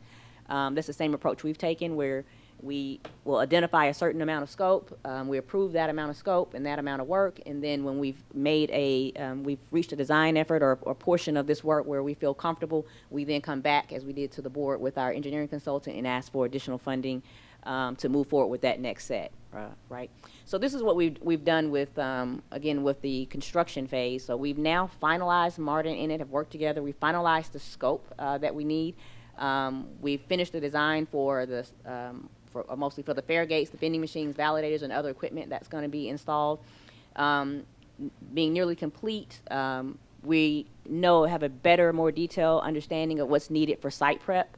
The electrical work, the civil work that's going to be needed, fiber communications, any fencing adjustments needed at our stations, and any upgrades to our emergency egress gates that are attached to these the fare gates in our system.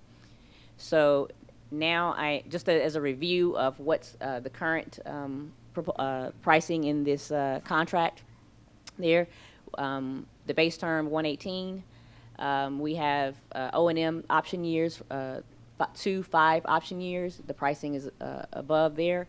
And then we have 4 options included in our contract. And so the total value of the current contract is $245,675,635. And I'm coming to you today to request additional contract allowance of $60 million to support the start of the construction phase of the contract. And if approved, the new total would be $305,675,635. That is still in line and actually still below the projected price that we thought when we entered into this contract. So we're still within reason and within value of where we thought we'd be when we started. The DBE goal for the construction activities in this portion of the contract is 25%, with the overall goal of 26%. And with that, this is a shared, I will say, this is a shared operation. A lot of the work that's happened thus far has kind of been under the leadership of the Department of Customer Experience, and we are now, as we move into the construction phase, we'll be shifting more of that role into the capital program and delivery department. And so those 2 departments request the Planning and Capital Program Committee recommend approval of the modification and contractual authorization of the OFC system contract RFP P50189 to a maximum contract value $305,675,635.50. Mr. Worthy. I will entertain a motion and a second. Mr. Garnett. Thank you.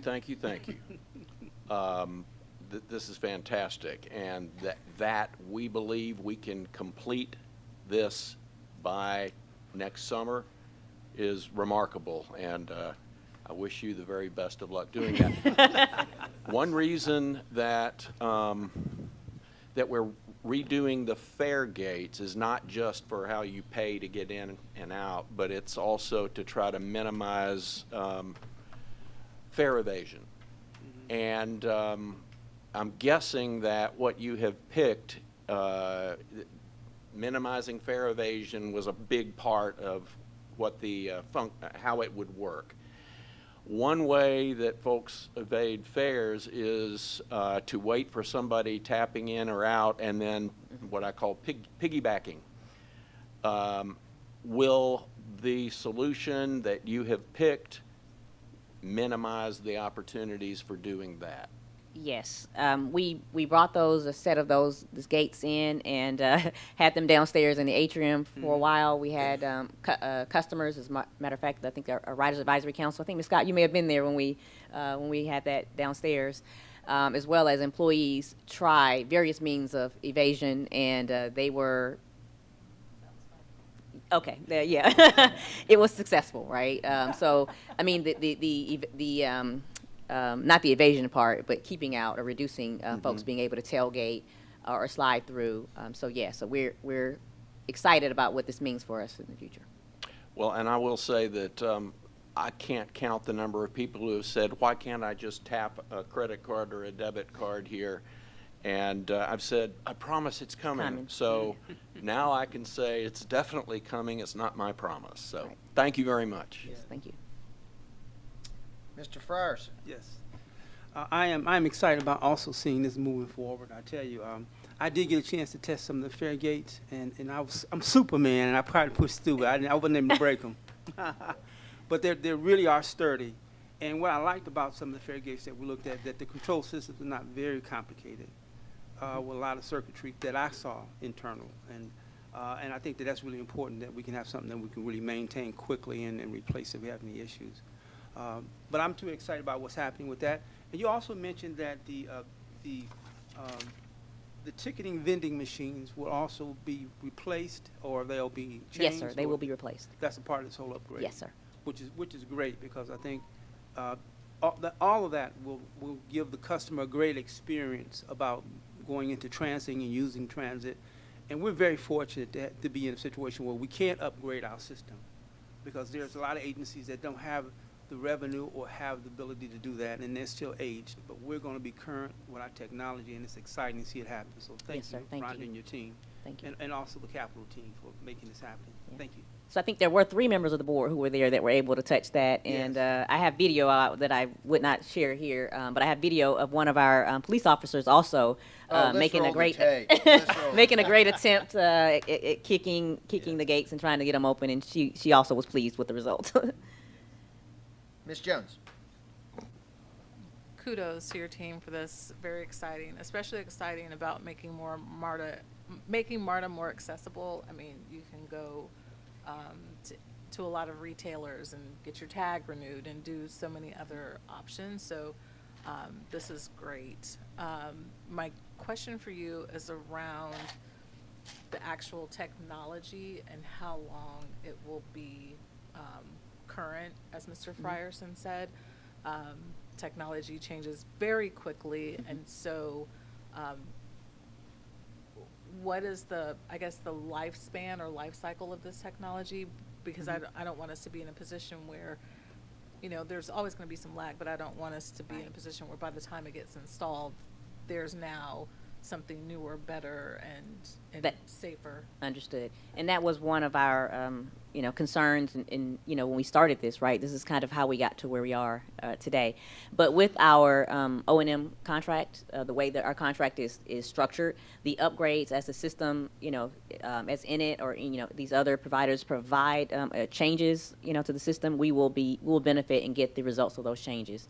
I think right now, just looking at what's out there and what's coming forth, I think we are at the forefront of that, right? Even the hands-free technology, right? We're at the forefront of it. So I don't necessarily have a projection of what the next thing's going to be, but one of the, as we selected this vendor, they were very forthcoming with some of the things they had in their R&D process, right? The research and development processes.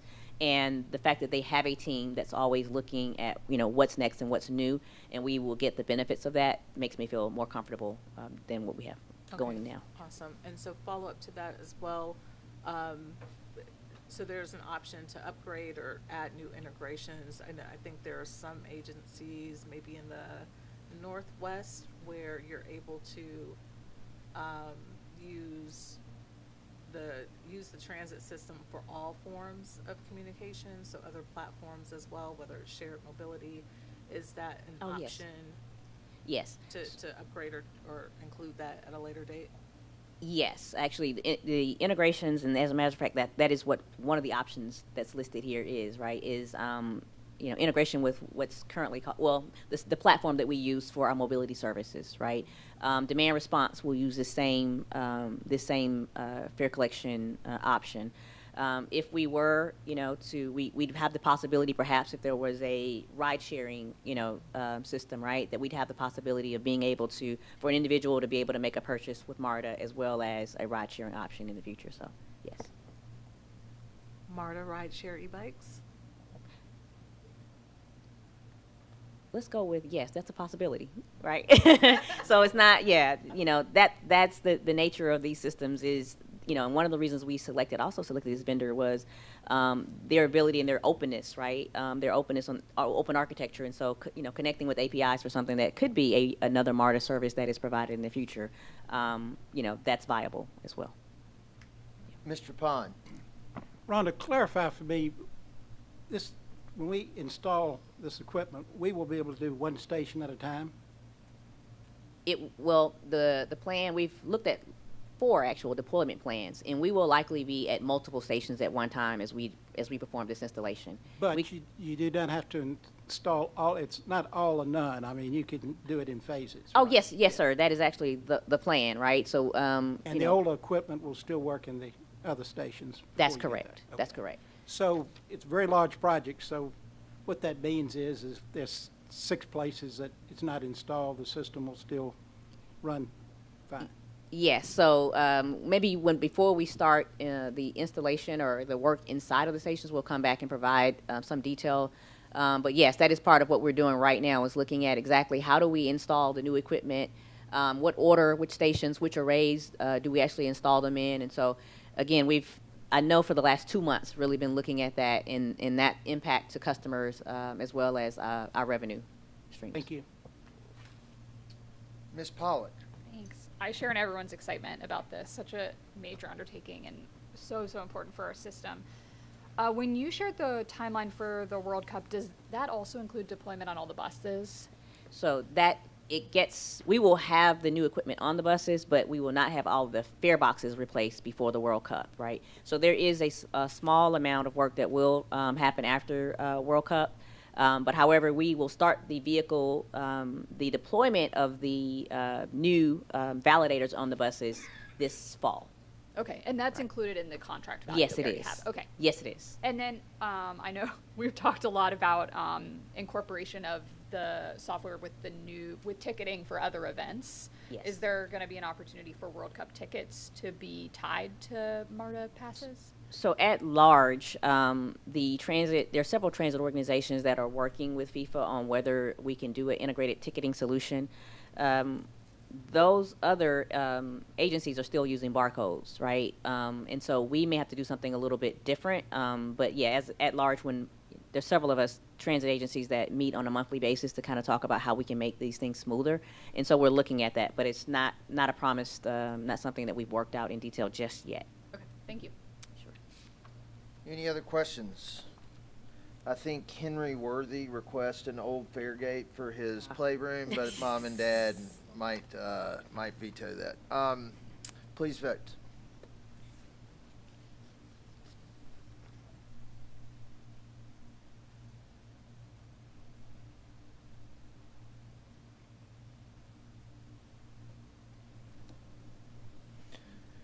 The resolution passes.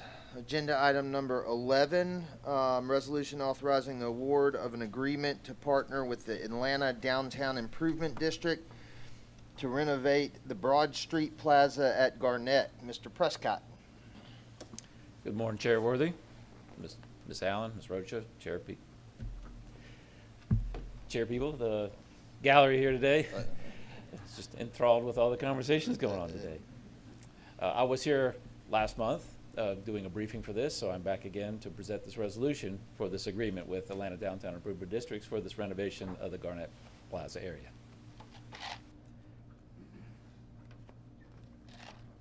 All right, this we have been collaborating with ADID, ATL DOT, and the South Downtown Atlanta developer on developing this streetscaping between the MARTA 5-point station to the north down to the Garnett station to have a seamless pedestrian flow between the two stations. And so we've been working together and getting the design all in one place. So we're doing this as a team effort here with the same goal to get this done prior to the World Cup events next year as well. We are currently transitioning 90% drawings to 100%. We were supporting a contract with ADID to do the procurement of implementation. As you can see in the center map there, there's 4 blocks between the two stations. In the middle of that has 2 of our stations for the Summerhill Rapid A line. And to the south of Trinity on the lower map is where our plaza location is. Currently, the work will cover all these areas, and again, looks like a seamless trying to transition as you go from the streetscaping into our plaza area. Again, streetscaping is pretty standard, improving that area, making the flow pedestrian experience a great experience throughout the whole area. You can't tell the difference between the streets and the plaza area of the station. So, as a funding partner, MARTA will be providing $1.5 million specifically to the plaza area, which will allow us to integrate within the other groups in the entire area. Also, the $100,000 project for public spaces grant will be included in this work as well. The table on the bottom shows the estimates for the costs and the funding partners for this $5 million program. High-level schedule: as soon as we get the resolution and we complete the contract with ADID agreement, they will move forward with the procurement and get the completion done early next spring. So with that, Capital Programs Delivery Team would like to recommend the approval of the authorization to get into a contract with Atlanta Downtown Improvement Districts for the renovation of the Broad Street Plaza at Garnett Station for the amount of $1.5 million. Thank you. I will entertain a motion in a second on agenda item 11. It has been moved and seconded. Larry, is Atlanta Downtown Improvement District providing any funding to go along with ours? They're flexing funding, but they are doing the contract oversight, so they are in-kind contribution with that. Since they're managing the whole program, since we're going across multiple right-of-way areas. So they're not on the funding list, but they are in-kind contribution. Mr. Durrett? You essentially, you answered my question. I wanted to understand exactly what the relationship, who is going to be, is ADID going to be overseeing the construction of this project? Yes, sir. Okay. It will be their contract. ATL-TOT will be partnering with us as a secondary partner in this, and we will oversee SoDo has their consultant, Kinley Horn, doing the design work, so we will all be working together to make sure it's all done seamlessly across their right-of-way and our right-of-way. And that's Kimley Horn? Yes, sir. Okay. And who got the PPS grant? Is that a ADID or City of Atlanta? The Project for Public Spaces Yes. grant, sorry. I believe that's ours. We got that grant. I don't know. Okay, ADID. Okay. Okay. There you go. Okay, thank you. And Larry, which capital budget is this $1.5 million coming from? Station rehabilitation. Yes. Any other questions? It's been moved and seconded. No other questions. Please vote. Bless you. Bless you.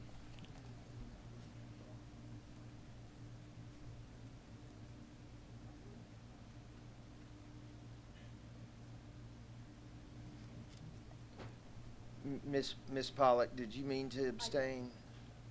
Okay, so that's still enough numbers to pass? All right, thank you. All right, because of my tardiness, the briefing has already been done, so that concludes Jacob's Planning and Capital Programs Committee. Let's take a little comfort break before we start Ops and Safety, but let's try to be back in here in 5 minutes or less. This meeting stands adjourned.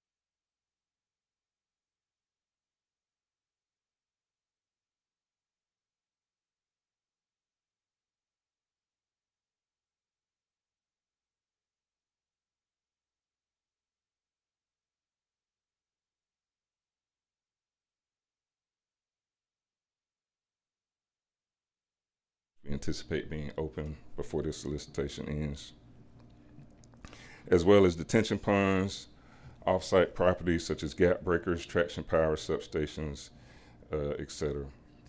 And then this agreement covers approximately 10 million square feet of green space. Next slide. With respect to the bid timeline, we received 10 bids prior to the deadline, and we're seeking to award to 4 of those vendors. Next slide. So with respect to the award analysis, the contract IFB 50591 is for a 5-year term for an award amount of $10,601,033.70. And the DBE goal of 25% was established. However, of the 4 vendors that we're seeking to award to, three of them are certified DBEs. Yep. So with this in mind, I respectfully request authorization to award multiple contracts for IFB 50591 with a combined total of $10,601,033.70 to CMG Landscaping, Flex Landscaping, Lawn Creations, and Stone Mountain Shrub and Turf. I thank you for your time and consideration, and turn the floor back over to you, Chairman. It has been moved and seconded. Any questions for Mr. Thomas? Mr. Durrett. I'm looking at the timeline, Sean, and I'm surprised that the bid deadline was the middle of November. We selected 4 teams, or 4 firms in April, and we're only now voting to take this to the board. It just feels like that's an awful lot of time where we had what we needed, and I'm just wondering if that is an indication of some inefficiencies or procedural problems, issues, because this sort of thing I would think could be acted upon a lot quicker than this. Yes, sir. So one of the things that we always have to do is the tabulation process, to kind of go through and make sure that the numbers are accurate, and of course some of the different thoughts and considerations that took into place for a multi-award too, as far as those different amounts. So it was a lot of legwork to make sure that we can get the best value for our buck here, as far as that goes. But and there were a couple of other things that we had to do internally too. Okay. But we overturned every stone to make sure that we were making the best decision possible.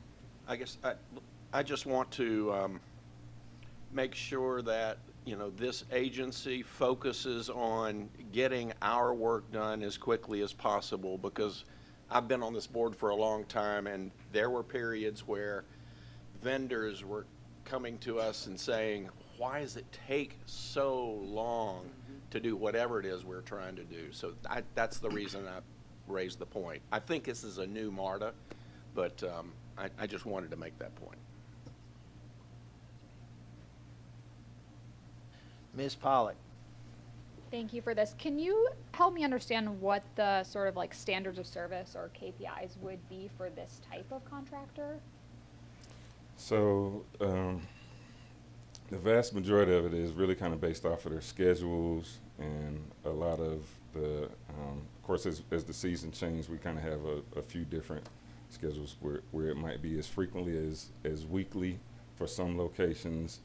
There's also some considerations for some of the seasonal improvements, like the planter beds and whatnot. There's some compliance concerns when it comes to the detention ponds and the storm drains and so on and so forth. So those are some of the main things for consideration. But top of the list for us is especially their adherence to the schedule, and making sure that we're compliant with a lot of those. Thank you. Are there sort of regular staff checks built in to just ensure that all of the areas are being Absolutely, kept up? Okay. absolutely. Lots and lots of those from the staff on facilities to include some of the staff at the respective locations.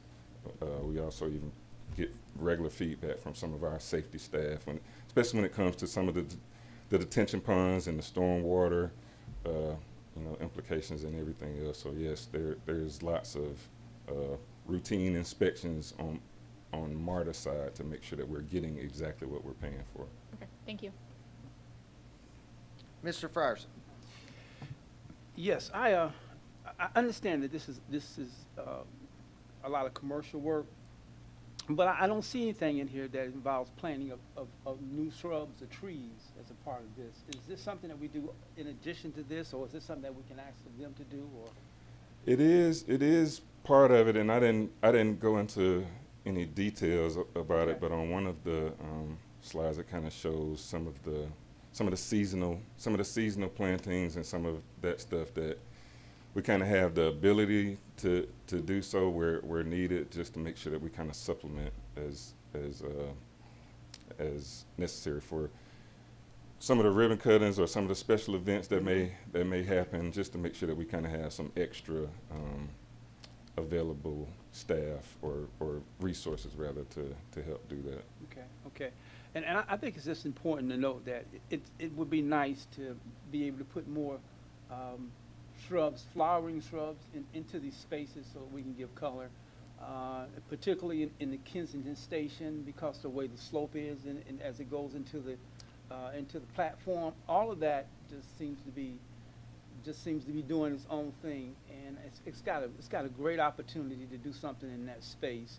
And I'm sure we got some other stations like that. That's why I'm saying that we really need to, and I'm hoping that this scope of work will allow them to go into their spaces. And maybe we're looking at some design work where we can put in some, perennial plants in that space that will really give it some color. So yeah, that's kind of my thoughts to it. I'm familiar with the exact area that you're talking about, because I know exactly where. Okay. But that's definitely the type of thing that we'd like to do. So we have to try and figure out how to balance some of the operating versus capital when we do some of those improvements, because of the cost. Okay. Okay. Thank you. Thank you. Any other questions? Mr. Thomas, our patrons and our customers care most of all about cleanliness, reliability, and safety.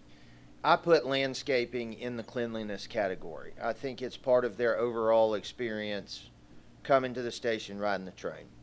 I think it might be helpful if you provided the board with kind of an overview of landscape work by station, just so we know what's going on, because this is big contract, big money, and it doesn't have to be in depth, but I think that would be helpful for the board to know at some point.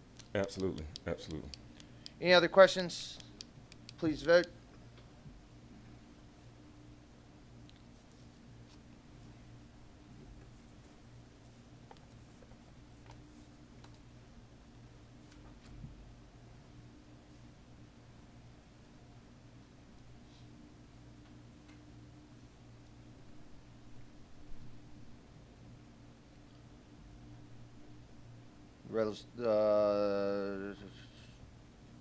Resolution passes. Agenda item number 3, a resolution authorizing the award of a contract for ultra-low sulfur clear diesel and unleaded gasoline blended with 10% ethanol, IFB B50588. Mr. Morrow.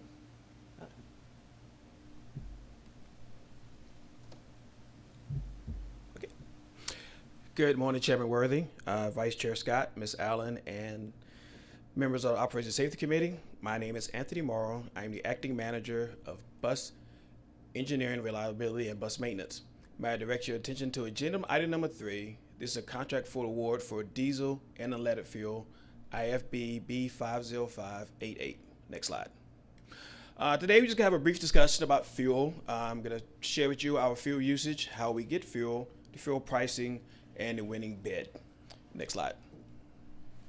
We use roughly on average about 4.2 million gallons per year. This is almost 50-50 split between diesel fuel and unleaded fuel. This covers all of the 224 diesel buses, the 492 non-revenue fleet, and also the 290 paratransit vehicles. Next slide. Our fuel is 100% produced in the United States. It comes from the Colonial Pipeline from Texas and Louisiana. It goes up to the Doraville terminal facility, and from there, the vendor, they fill up, and then they deliver to the different facilities in MARTA. Well, that was the Hamilton facility I was going to say that they was making delivery to. Fuel pricing, we pay the daily OPIS price for the fuel. Fuel is a commodity, so the pricing goes up and down every day. We do get a discount from that fuel. To put on average, we paid $2.31 per gallon for unleaded and $3.01 a gallon for diesel. This is about 50 cents per gallon less than what the general market pays. And of course, we are no tax. Next slide. We determine the final price of the fuel. We take the 4.2 million gallons per year. We times that out by by 5 years, gives 21 million gallons. Then we look at the average price we paid. Then we add a 8.5% allowance for fuel, because since fuel is commodity going up and down, we don't know how much it's going to be. And we also want to make sure we have a little safety in there just in case, like in 2015, Hurricane Katrina, fuel prices spiked. And in 2021, the Colonial cyber attack, fuel prices would spike. So we want to make sure we have enough money in there to cover anything that might happen. Next slide. So with that, the total bid price is for $60,202,566. That is going to be for Sunoco, and it was a 10% DB goal that they did meet. Turn it back to you, Chairman Worthy, for any questions.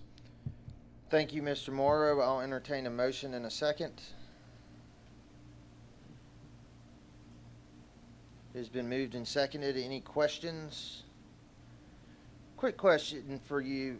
Was bus network redesign taken into consideration while you were Yes, sir. predicting the amount of gallons? Yes, sir. We did take a look at the 35 buses that are going to be added. That will add about 10,000 gallons per year. But with the decrease in the amount of buses, the routes we're going to use, it's going to be about a wash. It might be a little bit less than what we're actually using, but this will cover the bus network, the redesign. Great. Thank you.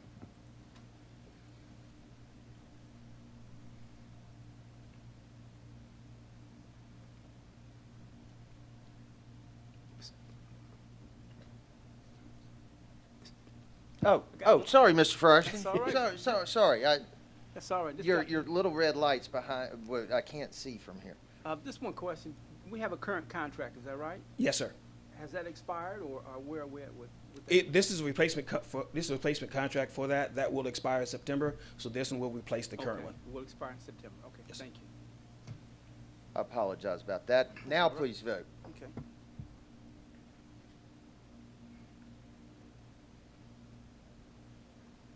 The resolution passes. Thank you. Thank you, Mr. Morrow. Agenda item number 4, resolution authorizing a modification and contractual authorization for vehicle towing services, IFB B50087. Mr. Johnson. Good morning, Chairman Worthy, Vice Chair Scott, Ms. Allen, Mr. Wright, members of the Operations and Safety Committee. My name is Eric Johnson. I'm the Director of Bus Maintenance. I would like to direct your attention to a resolution authorizing a contract modification and ratification for contract IFB B50087 vehicle towing services. Next slide, please. An overview of the contract. MARTA currently has 2 towing services that are under contract, S&W Towing and Gibbs Towing. The MARTA service area is divided into zones for each contractor. The towing contractors are contractually prohibited from crossing into unauthorized zones. The contract authorized up to $458,550 for Gibbs Towing for Zone 1, which is Fulton County. A contract modification is required to continue towing services in Zone 1, and the current contract expires in September of 2025. The ratification information. So due to the on-street incidents in Zone 1 requiring towing, we've exceeded the authorized amount by $166,390, due in part by the number of collisions requiring towing, breakdowns due to the aging bus fleet, and opportunities to improve the maintenance program. Next slide, please.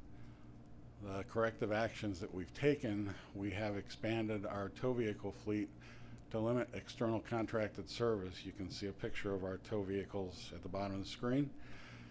And we have trained multiple MARTA personnel to operate these tow vehicles so that we can provide more of our own towing. The contract authorization, the current contract value is $458,550. The ratification amount is $166,390. Additional funds requested are $200,000 for a total contract amount of $824,940. The Office of Bus Maintenance requests authorization for a contract modification and ratification of B50087 vehicle towing services in the amount of $366,390, bringing the total contract amount to $824,940. Next slide, please. I yield the floor back to you, Chairman Worthy. I will entertain a motion in a second for agenda item number 4. It has been moved and seconded. Ms. Hardage. Okay, so help me understand, we're only talking about zone 1 right here. That's correct. The other one we're not discussing today. That's correct. Okay, so if we go down on the last slide that you had with the pricing, the contract authorization, so the current value I get, and then the ratified amount. What do you need the additional funds? Our contract expires in September, and right now we're going through $8,000 to $10,000 a week in towing expense. So even with the tow trucks that we bought to help offset this, it really isn't offsetting it. Our newest tow truck, which we took delivery of 2 weeks ago, is about to enter service, but it is not in service yet. Okay.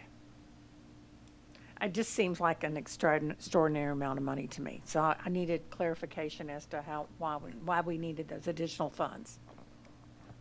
When we talked about those tow trucks, and it's been a while back when we talked about all that, that was to offset some of this, and it looks like it hasn't done anything. That's correct, but we did take delivery of that new truck 2 weeks ago.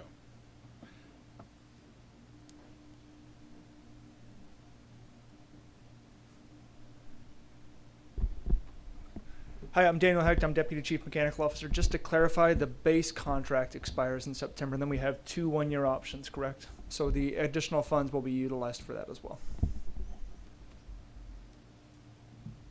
Any other questions? Please vote.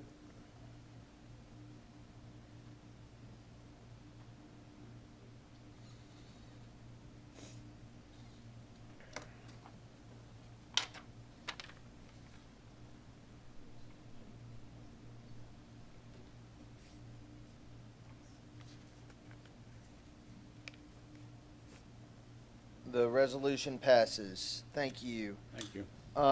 Agenda item number 5, resolution authorizing the award of a contract for demand response transit software and equipment, RFP P50482. The other Mr. Thomas, welcome.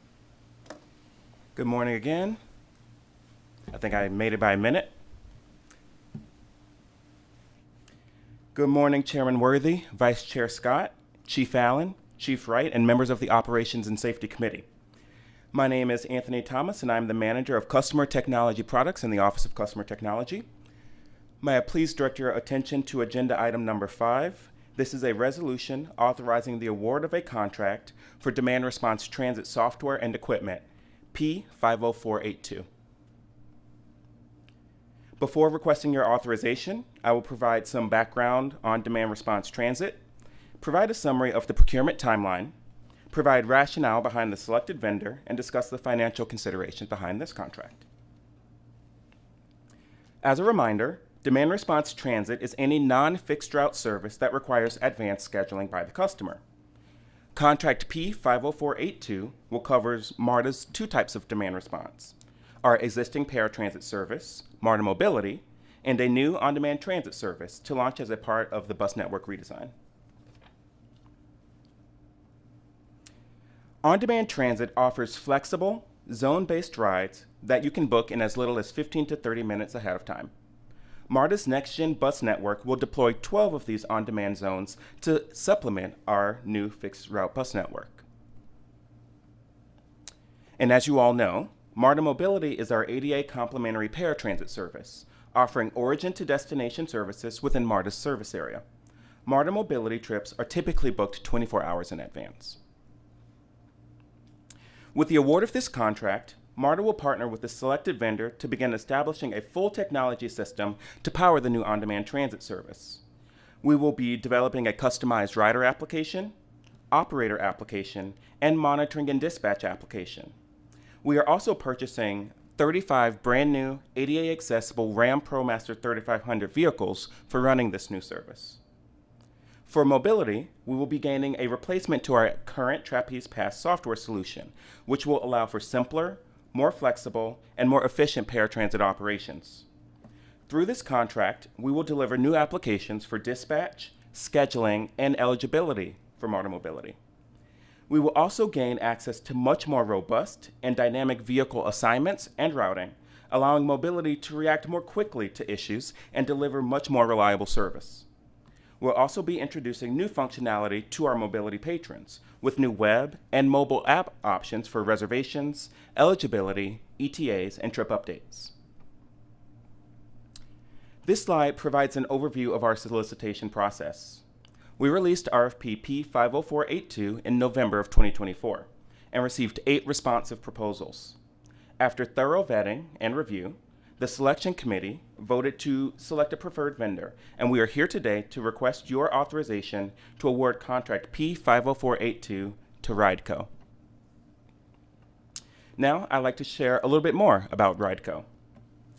RideCo is a leader in the demand response software space, powering services across the country, including SEPTA, Houston Metro, KCATA, Via Metropolitan Transit, and many others. RideCo is thoroughly experienced with transitioning services from Trapeze Pass to their platform and is responsible to all elements of our technical scope of work. Not only this, the RideCo platform represents a significant opportunity for MARTA and our paratransit service. The RideCo system optimizes service proactively every 60 seconds. That means better service for our customers through higher on-time performance and more efficient operations for our staff. The 35 vehicles for the on-demand service will be sourced by Model 1, a firm with extensive experience delivering vehicles for MARTA. The vehicles are currently in stock and from the manufacturer, and Model 1 will be customizing each vehicle to meet MARTA-specific specifications before delivery. Additional customization and system configuration will be done by MARTA upon vehicle acceptance. Finally, due to the nature of this solicitation, the assigned DBE goal is 0% for this project. This 5-year contract includes software for MARTA mobility and the new on-demand transit service.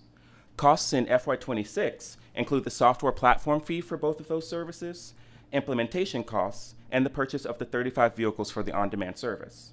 Subsequent years are for the software platform fee only.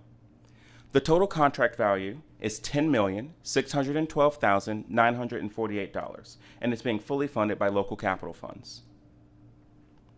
The Office of Customer Technology requests approval by the MARTA Operations and Safety Committee the resolution authorizing the GM/CEO or his delegate to enter into a contract for demand response transit, software, and equipment, P50482, with RideCo in the amount of $10,612,948. With that, I conclude my presentation and respectfully request the approval of the resolution. We're ready to get started. Thank you. It has been moved and seconded. Mr. Durrett? It must be very satisfying for you to have come to us, I don't know how long ago, to talk about the pilot of MARTA Reach, and now to be asking us to take the program to the full board. My question is, how do we determine the geography for the provision of the on-demand services? Will we see like a map that has like blotches in certain places, that sort of thing? Yes, sir. Great question. So the on-demand service was an integral part of the process for the bus network redesign. So what we did following that pilot, the MARTA Reach pilot, is we shared all of our learnings. Where does it work? How does it work with the planning team? And the planning team incorporated those thinkings into the service design process. And so while they were drawing the lines on the map for fixed route, they were also thinking, well, is fixed route the best option for this community, or would on-demand be a better solution? And so part of the communications materials we'll be rolling out as a part of that Next Gen Bus project will include information about on-demand, how it works, and where it will be located. If I've already received, the map showing that, I apologize. It's vanished. If I could ask a favor of just understanding where this would be deployed, I would greatly appreciate it. Yes, yeah, we can get that to you. I don't know if you have your deck displayed, but it's actually on, looks like slide 4. But we could get you something a little bit, more descriptive. Yeah, so you got your 12 zones? Yep. Ms. Jones. Hey, Mr. Thomas. Good to see you. You too. Thanks for the presentation. When is the expiration date for the current platform? So the current Trapeze Pass solution is a part of our Trapeze Master Services Agreement. So we have quite a long time on that contract. I think it's at least a couple years. So the initial, once this contract is awarded, our initial focus will be on standing up the on-demand transit part. And then following kind of the stabilization of that service, we will work on transitioning from Trapeze Pass to the new solution. Okay, thank you. Thank you. Mr. Pond. These 35 vehicles, buses, is this a better upscale, more efficient redesigned bus? I mean, is this the kind of bus that we would go forward with to replacing what we have across the system?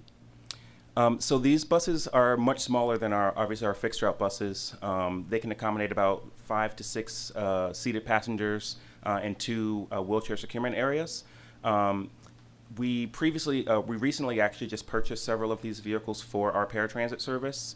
And so they are very modern, and they are a really good vehicle for this service. One of the things I would highlight is that working with our bus maintenance team, we identified that our current paratransit vehicles, they have lifts, and a lot of the folks that are using wheelchairs actually don't like having to use a lift to get onto the vehicle, and so these vehicles will actually have ramps, and so it'll be much easier for them to board and alight from this service, and it's very much right-sized for smaller streets, cul-de-sacs, and things like that this service will act in.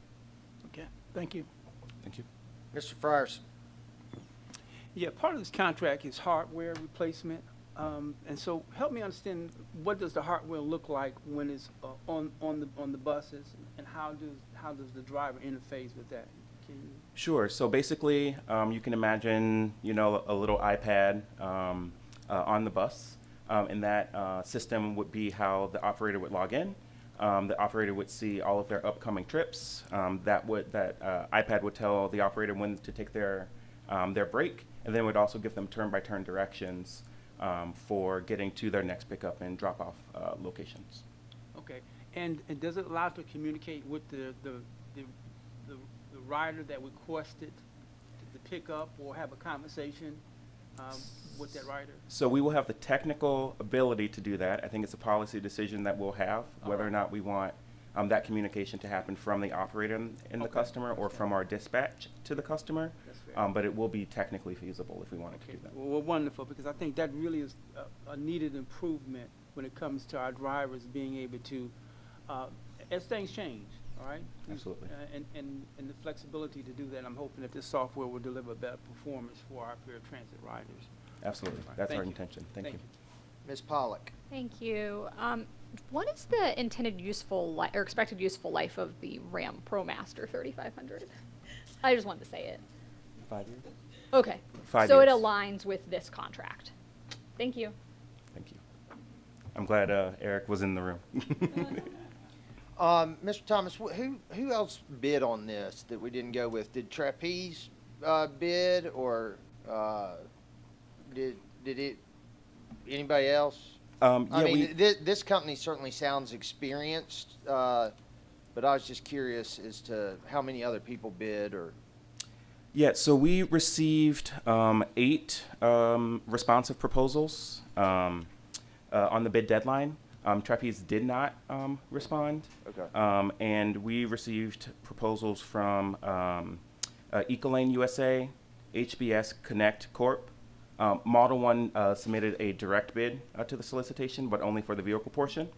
Radix USA, Rideco, River North Transit, who is a wholly owned subsidiary of VIA, Spare Labs, and then the routing company. So basically all of the major players in the space with the exception of Trapeze. Got it. Thank you. Thank you. Any other questions? Hearing none, please vote.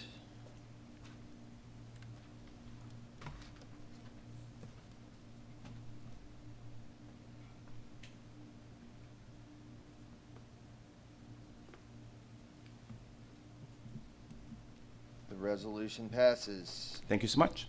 Thank you. With no other details to come before the Ops and Safety Commission, Committee, we will stand adjourned. Thank you.